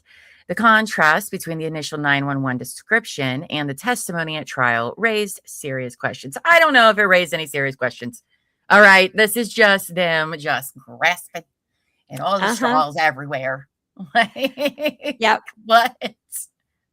Now, over the same weekend, the defense received a call from the prosecution asking them to come to the office to discuss an offer. Given the testimony so far and the fact that Brian had already been found guilty, Torey's parents could only imagine what was coming: a plea deal. When they arrived, they were told it was not an offer, but a warning. The prosecution said they had discovered additional evidence against Torey and would introduce it if the defense called character witnesses. The evidence involved pornographic material found on the family's home computer under Torey's profile. The profiles on the computer were not password protected. Now, I will say if this did happen, this is fucking bullshit. But it was also the times of 2006. Oh, wait till you see what they're describing as pornographic. Oh, I'm sure. Is it Laura Owen's sexy picture next to a horse? disrupted the defense strategy. Additionally, initially it was described as simply as pornographic material, something not uncommon for teenage boys. However, it was later revealed that the images involved nude teenage males, 4 to 6 photographs. So the defense attorney believed that if homosexual pornography was introduced, they're Mormons, it could overshadow the character witnesses and influence how jurors perceive Torey. Not for being a murderer, because he liked to look at dicks. They're not wrong. The defense attorney is absolutely not wrong. He's not, at all. but that is just insanity. It is insane. It is insane. And the same happened with Michael Peterson, the staircase guy, right? Oh my God. They made so much a big fuss about him being bisexual. They couldn't even wrap their fucking heads around it. I'm like, listen, like that would have been like headline news in 2006. It would have been, the defense is not wrong. I mean, honestly, though, this kid is already fucked. All right. I had a teenage son in 2006 that was gay. I get it. Yeah. I get it. But to not call any character witnesses. It was dirty of the prosecution to do this. What they didn't need to do this. Well, and they had a slam dunk case. All right. They didn't need to be this shitty. Okay. You didn't need to do that. And it's crazy. All right. So he stated, the state characterized the material as a late discovery. The defense later learned that the prosecution had possessed the material for approximately 6 weeks, based on the date it had been copied to a disk. Torey's parents asked their attorneys to file a motion to exclude the evidence due to timing, but the senior attorney declined. Well, that's some bullshit.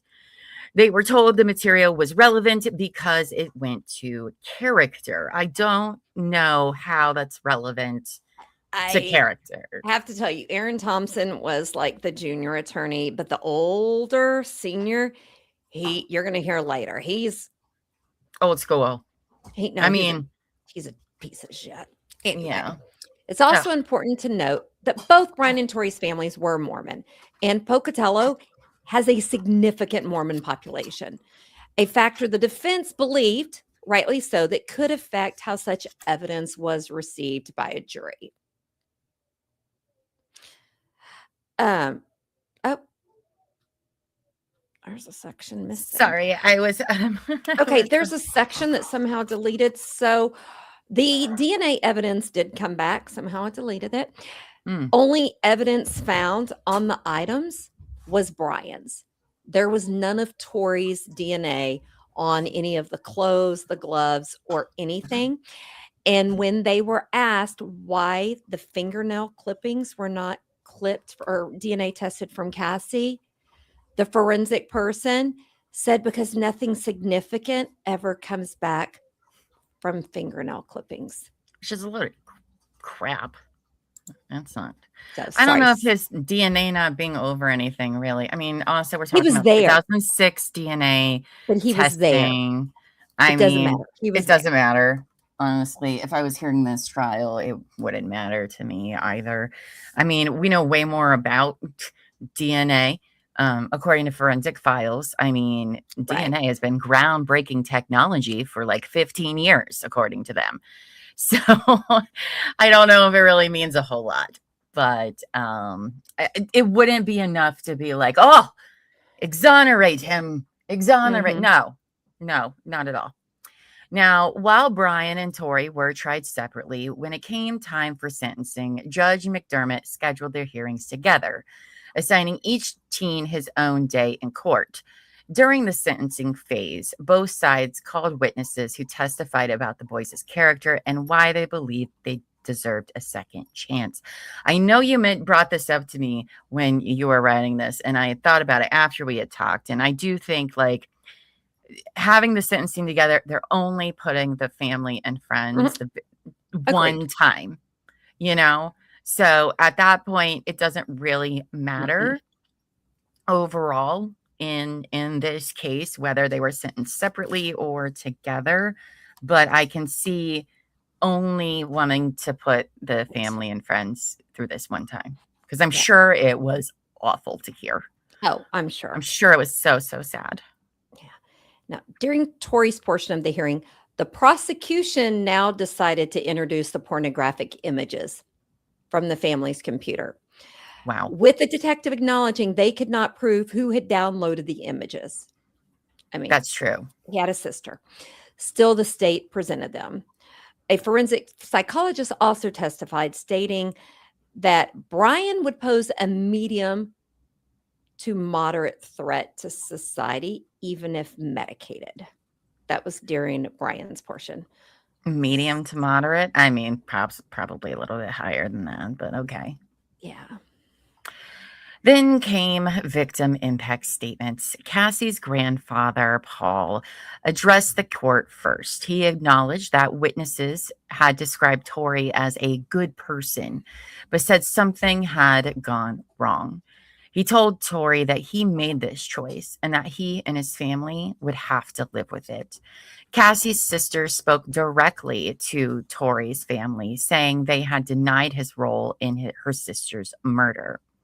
She then addressed Torey, telling him he chose to leave Cassie dead in the house and that there was only one true victim, to which, yes, girl. Yep. Yes. On August 25th, 2007, Judge McDermott asked both teens if they wished to speak before sentencing. Brian read a prepared statement apologizing for not stopping the murder and said he was not worthy of forgiveness, though it was what he desired. Yeah. Okay, but yet he admits to the police and on tape that he did stab her in the neck. Mm-hmm. But okay. Yeah. He gets none from me. Torey who attempted to read from a prepared statement, was overcome with emotion and began crying, sobbing, gagging, and he was unable to finish. Oh, there's Buffy. Hi, Bob. We were talking about it earlier. Buffy. Oh, he did admit to being gay in the Hulu documentary. Oh, I've heard that haven't too, watched but it yet. I haven't watched it yet, so I couldn't include that. Let's see. The state requested life without parole for both. Judge McDermott sentenced each to 30 years fixed plus an indeterminate life sentence for conspiracy. For first-degree murder, both were sentenced to life without the possibility of parole at the Idaho State Correctional Institution. Following day after their sentencing, Brian and Torey were transported together to the Idaho State Correctional Institution in Boise. According to the transporting officer, the two sat next to each other and talked during the drive. They reportedly asked if he could just let them go, referring to themselves as just a couple of stupid kids. Well, they are stupid. The officer later stated it almost felt like a reunion and that they said they did not hold hard feelings towards one another. He also recalled them remarking that 3 days of their lives had affected the rest of their lives. Oh, stupid. Now, Torey filed his first appeal in September 2010. Brian filed his in April 2011. Both appeals were denied, which is no surprise. Nice, denied. And their convictions were upheld. Brian later had his conspiracy conviction vacated due to erroneous jury instructions, but his murder conviction remained intact. Interesting. In 2015, Torey was granted a post-conviction relief hearing. He argued that character witnesses could have changed the outcome of his trial and that his attorneys had chosen not to call them against his parents' wishes. Bro, that would no way. In No March way would any of that help. That request was denied. Denied. His appeal to the Idaho Supreme Court in 2017 was rejected. Rejected.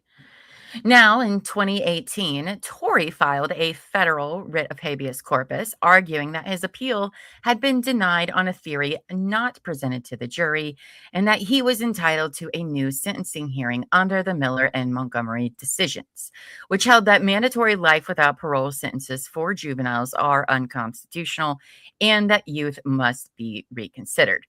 Federal Judge Dale denied the writ in 2019.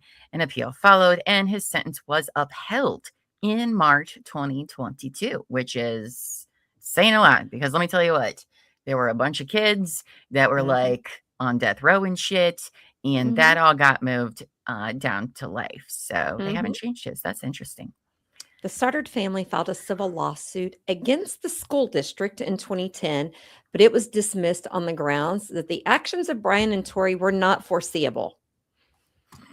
They also filed a civil lawsuit against Brian and Torey's families, though limited information is available about the outcome beyond reports that a settlement was, closed. Now, during research into this case that we were doing, it emerged that Torey's mother wrote a book, Shannon, The Guilty Innocent, in 2012. In the preface, she recounts sitting in an attorney's office after Torey's arrest with an attorney reportedly suggested that because they had 2 other children, they should consider focusing on them instead of Torey. I mean, it may not have been kind to hear that, but also he was basically saying, like, yeah, your boy's fucked. Okay. He was saying move on. He was basically saying forget he exists. Be there if you want to be there, but there's no saving your kid in this scenario. It's just not going to happen. Well, guess what Shannon does? Yeah, what does Shannon do? In her book, she also places some of the responsibility for Cassie's murder on Matt Beckham's parents for not allowing Matt to stay the night and leaving Cassie alone in a house where the power had been going out. Wow. Where do we think her son learned it? The balls.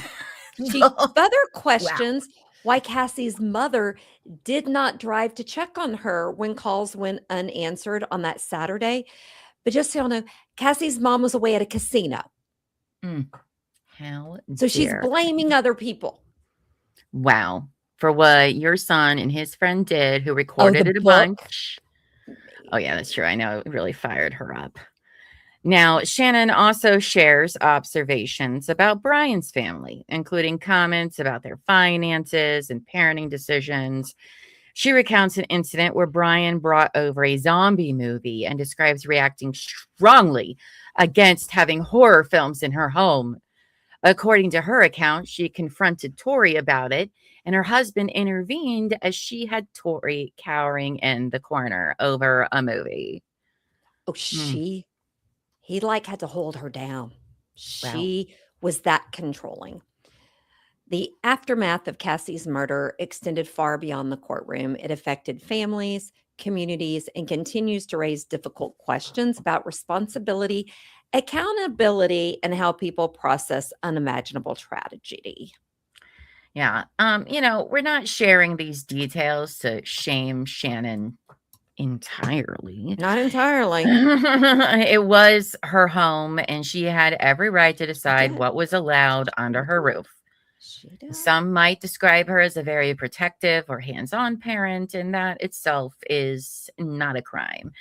But maybe pointing out some other people's, don't throw stones when you live in glass houses, lady. I mean, she even chastises Matt and Cassie, and she's the one who brought it out, about the condom, and they had obviously had sex because there was a condom in the toilet. I mean, she made me mad, and I wish I wouldn't have bought her book because I put money in her fucking pocket.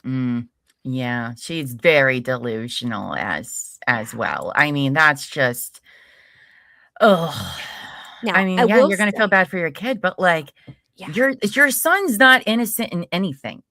And maybe this makes her feel better if she wants to believe my son never actually stabbed her.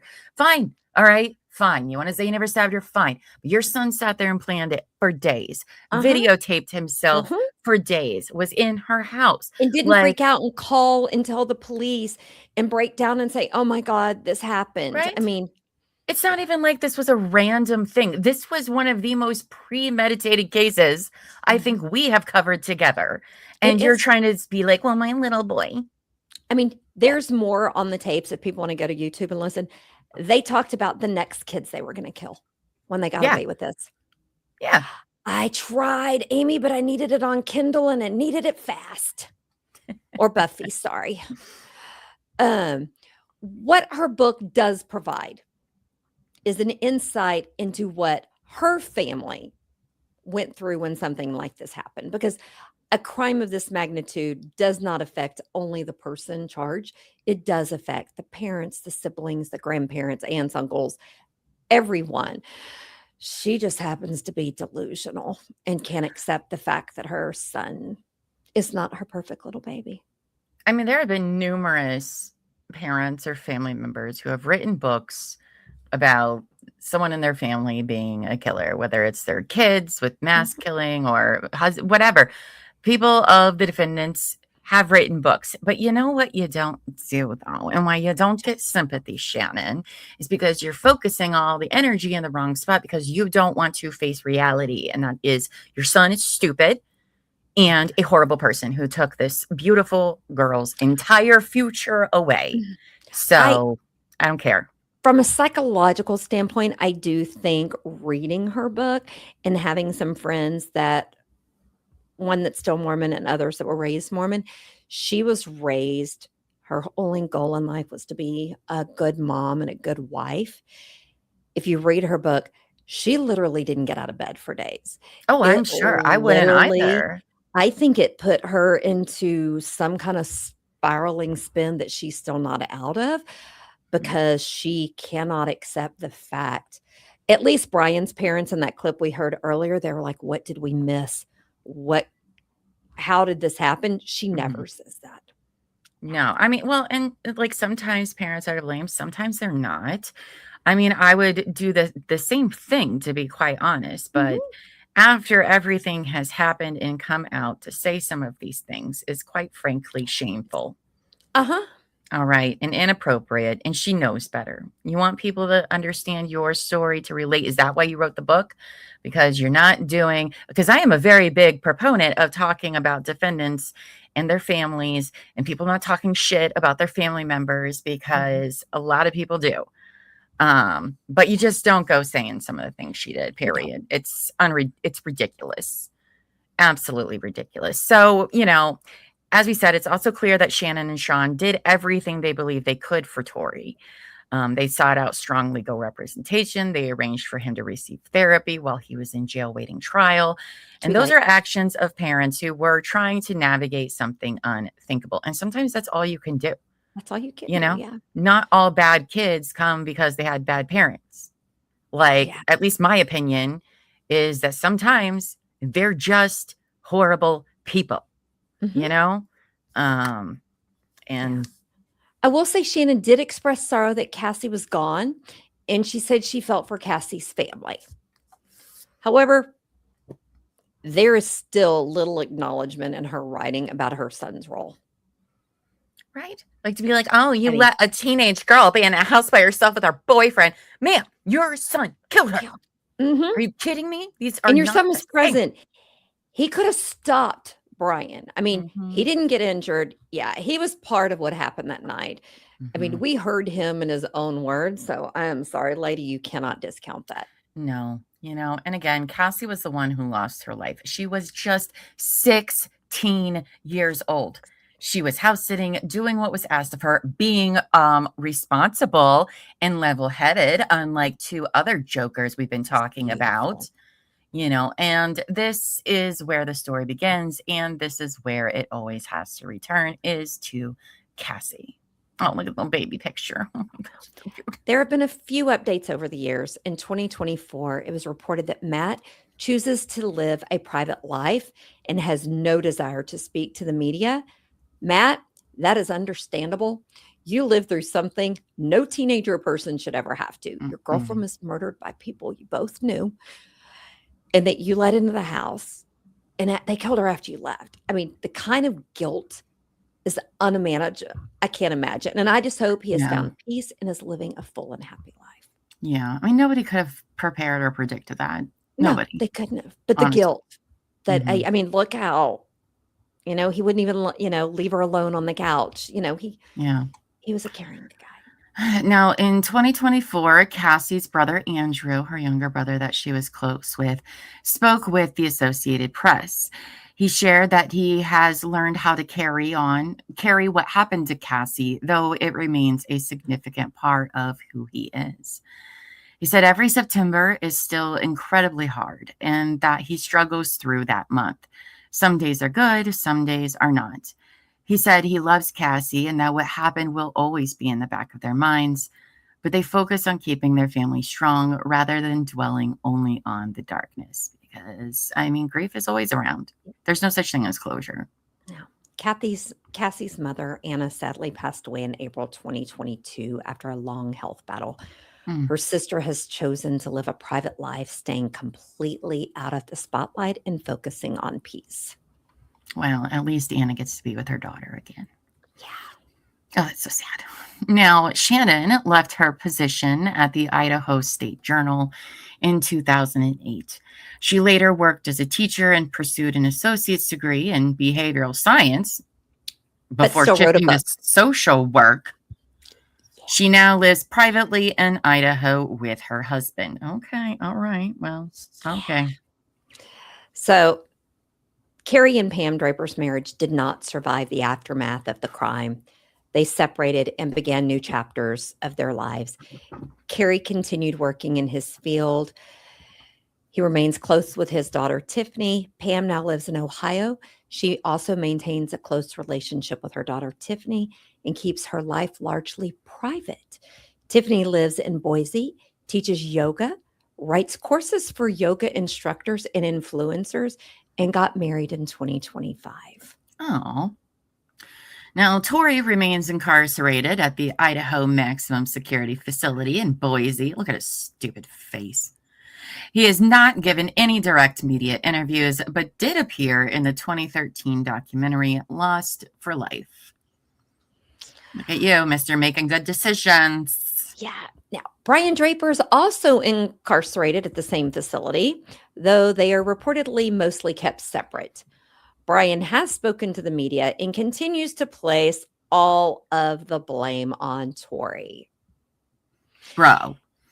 In interviews, he even has said he did not watch horror movies or own them before meeting Torey, despite there being photographs showing collections of horror posters in his room. He's such a liar that lies. 2024, he spoke about wanting the opportunity to live in a society again. In other portions of that interview, he discussed burglaries they committed in the weeks before the murder and his relationship with Torey. When asked what he would tell his younger self, he reflected on choices and direction in life, but never said anything about telling himself not to kill Cassie. And we have a small clip. Okay.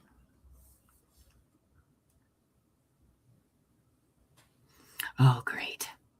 Doing what you're doing. Like, you're being a weirdo and you're falling into a trap, and get out of it now. Step out of your bubble.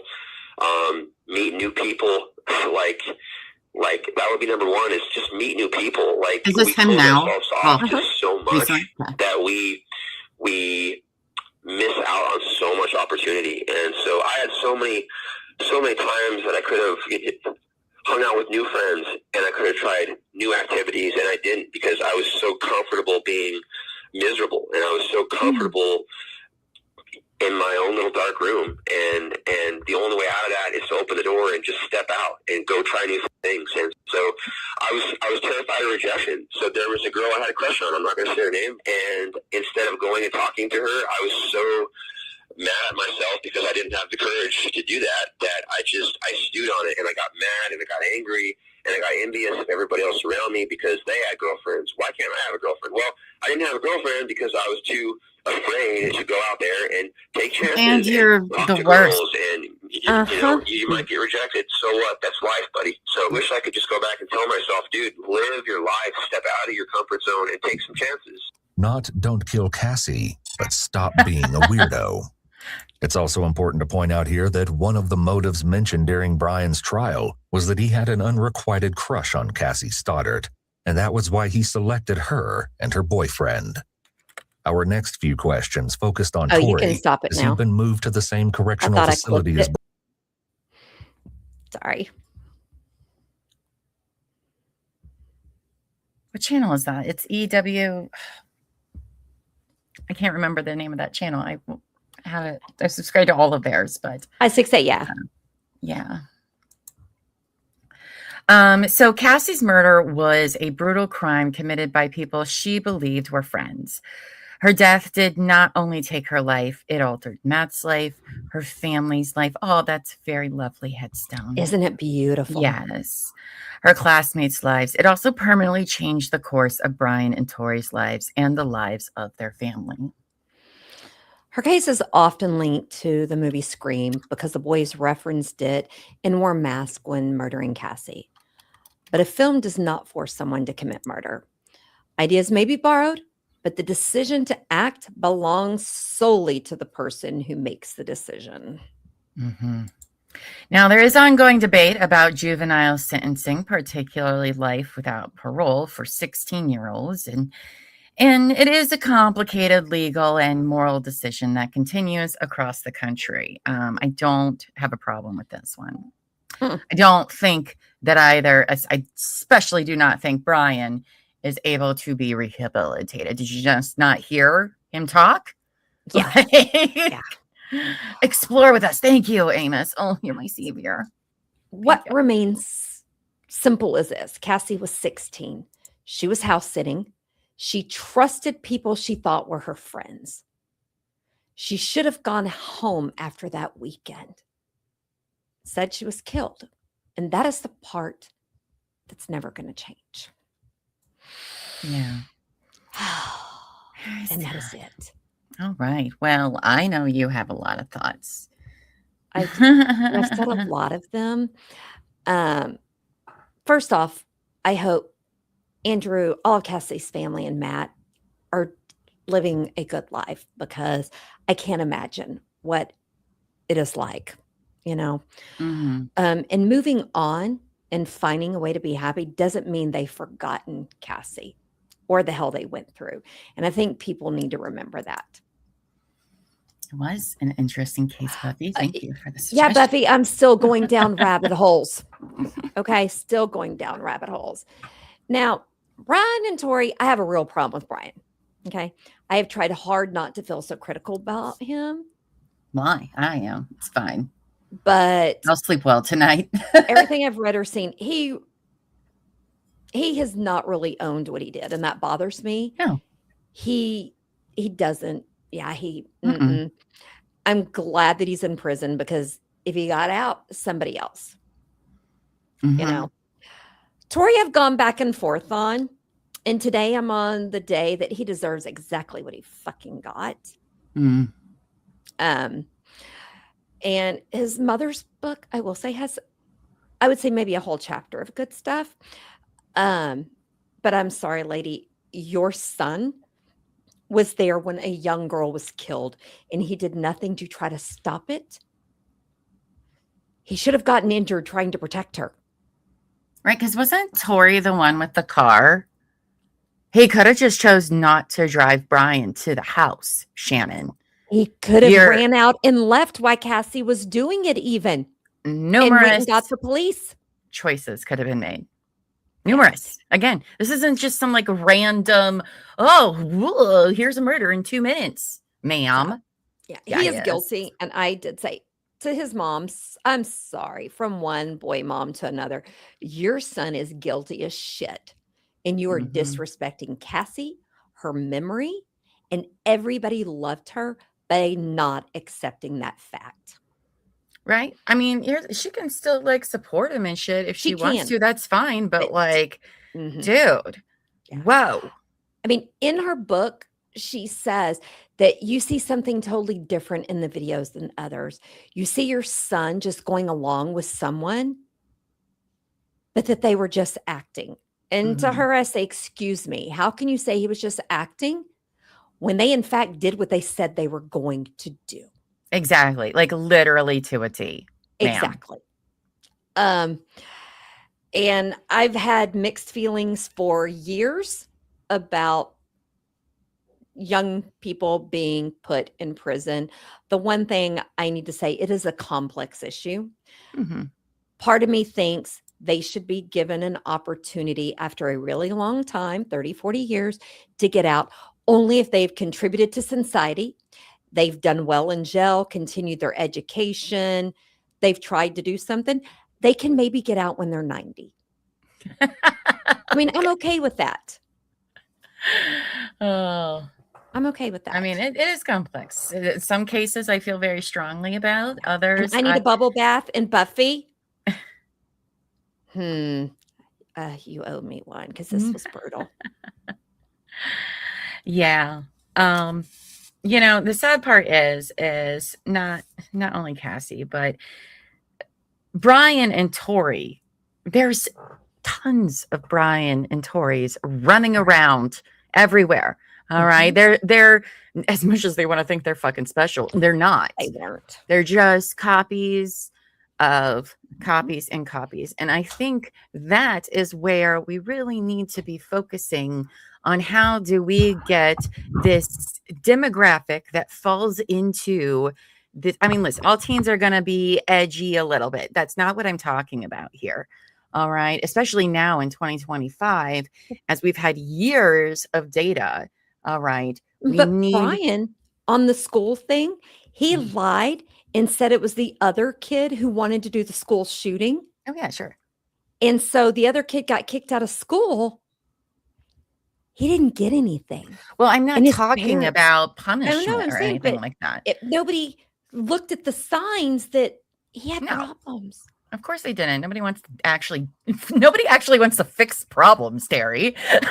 We're just all going to sit around and talk about it instead of actually doing something. You're right. I forgot. But no, I mean, there is a serious problem with teen boys, early adolescent boys. They are not getting the guidance they need in some way, shape, or form. I will talk ad nauseum about this issue that's been going on for quite a while. And it isn't just, mental health issues. It's not just, guns. It's none of that.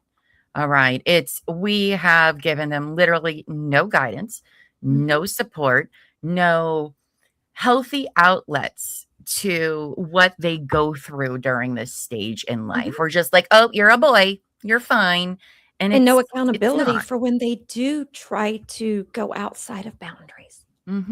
Now, some of them are just shit bags, and they will always just be shit bags. I do think that there's a few people that I do have a lot of empathy for, and it is more mental health issues than anything. But most of them, I mean, I hate them all, and I especially hate these guys. They are so guilty as shit. They're both exactly where they need to go. I don't care if you think, well, Torey didn't stab any bull fucking shit. Yes, he did. They both. Yes, he did. They both did. Because what did Brian do? Put the other knife in his pocket and grab the other one? Right. Brian's story of, Torey did all this, but I just stabbed him in the legs. And in the throat. And I cut her throat. Well, he didn't say that part till later, I thought. No, that was on the video. Like on the video, but he told the cops. Right. That's what he did. And I believe that that's what Torey did. And Brian, because that's what a liar does. There has to be some truth in your lie. And he just switched the places of the two. But they're both guilty. It's awful. And for what? For what? They didn't make no movie. They didn't write no screenplay. Literally nothing. That's why I hate that they were allowed to appear in that documentary, Truth Lies, because they got to be on screen. And I don't think that should have been allowed because you kind of gave them what they wanted. But I'm going to probably watch it over this weekend because I am curious about it. I've got 2 documentaries of that, and I've got another book I've ordered. I bought it from the resale bookshop. I mean, I do think that there are good things people can do from prison. So maybe I'll hear something in that documentary from who's in it? Torey, right? Is that who was in it? We just heard Brian talk, and that was a year ago. So Brian's still, yeah. So we'll see, but that's all I got. So let's go ahead and wrap up tonight's show, you guys.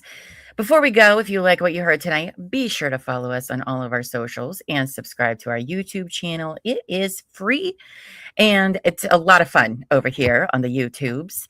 Or if you're listening to our pod, please download and give us a rating. All of that helps us tremendously in getting our small channel out there. Yes. And guys, our brand new merch is dropping this Sunday, March 1st. We've added some really cool, all new items that I cannot wait for you to see. If you love representing the show and being part of this community, you're definitely going to want to go check it out. You can find our merch store at tcwtmedia.com.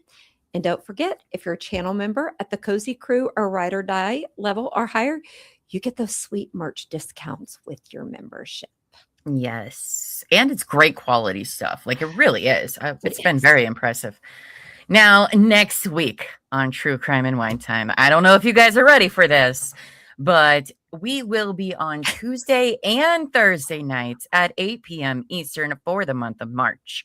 That's right. You heard it. Tuesday and Thursdays, 8 p.m. Eastern, because we are beginning our Frozen Fear, the Butcher Baker of Alaska multi-part series. I'm not even going to go into what I want to say about it because I'm busy writing like 8 episodes.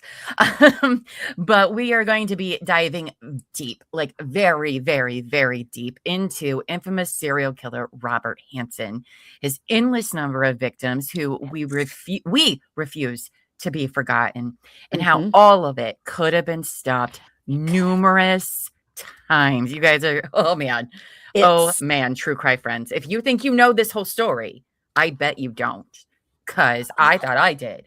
And then I was like, what? I thought I did. And then you opened a rabbit hole, and I need you to stop opening so many rabbit holes. I'm going to get lost down one of these rabbit holes. Yeah.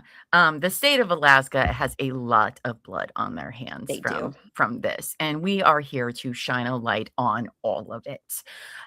So warning, there will be lots of rants and cursey words. I literally write the things just angry typing. Because it's unbelievable. It's absolutely unbelievable, everything that goes down. So starting this coming Tuesday, that's right, just in a few days, you don't have to wait all week. We will be here at 8 p.m. with part 1 of Frozen in Fear, the Butcher Baker of Alaska. So I am so excited to talk about this. And guys, I'm happy to tell you there is some new merch that drops on Sunday that literally has the wording "buckle up." Because let me tell you, you're going to need to buckle up. March is going to be insanity. It is. It is. So you're going to get lots more of us True Crime and Wine Time listeners. But is there anything you would like to say before we go, or a sign off, or what?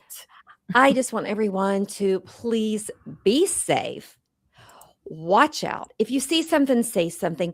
Do not be Brian or Torey. Okay? Be better. And for moms, from one mom to another, kids disappoint us. Kids can screw their whole freaking lives up. You can love them and support them, but that does not mean you shouldn't make them take accountability. Right? That's actually being a good parent.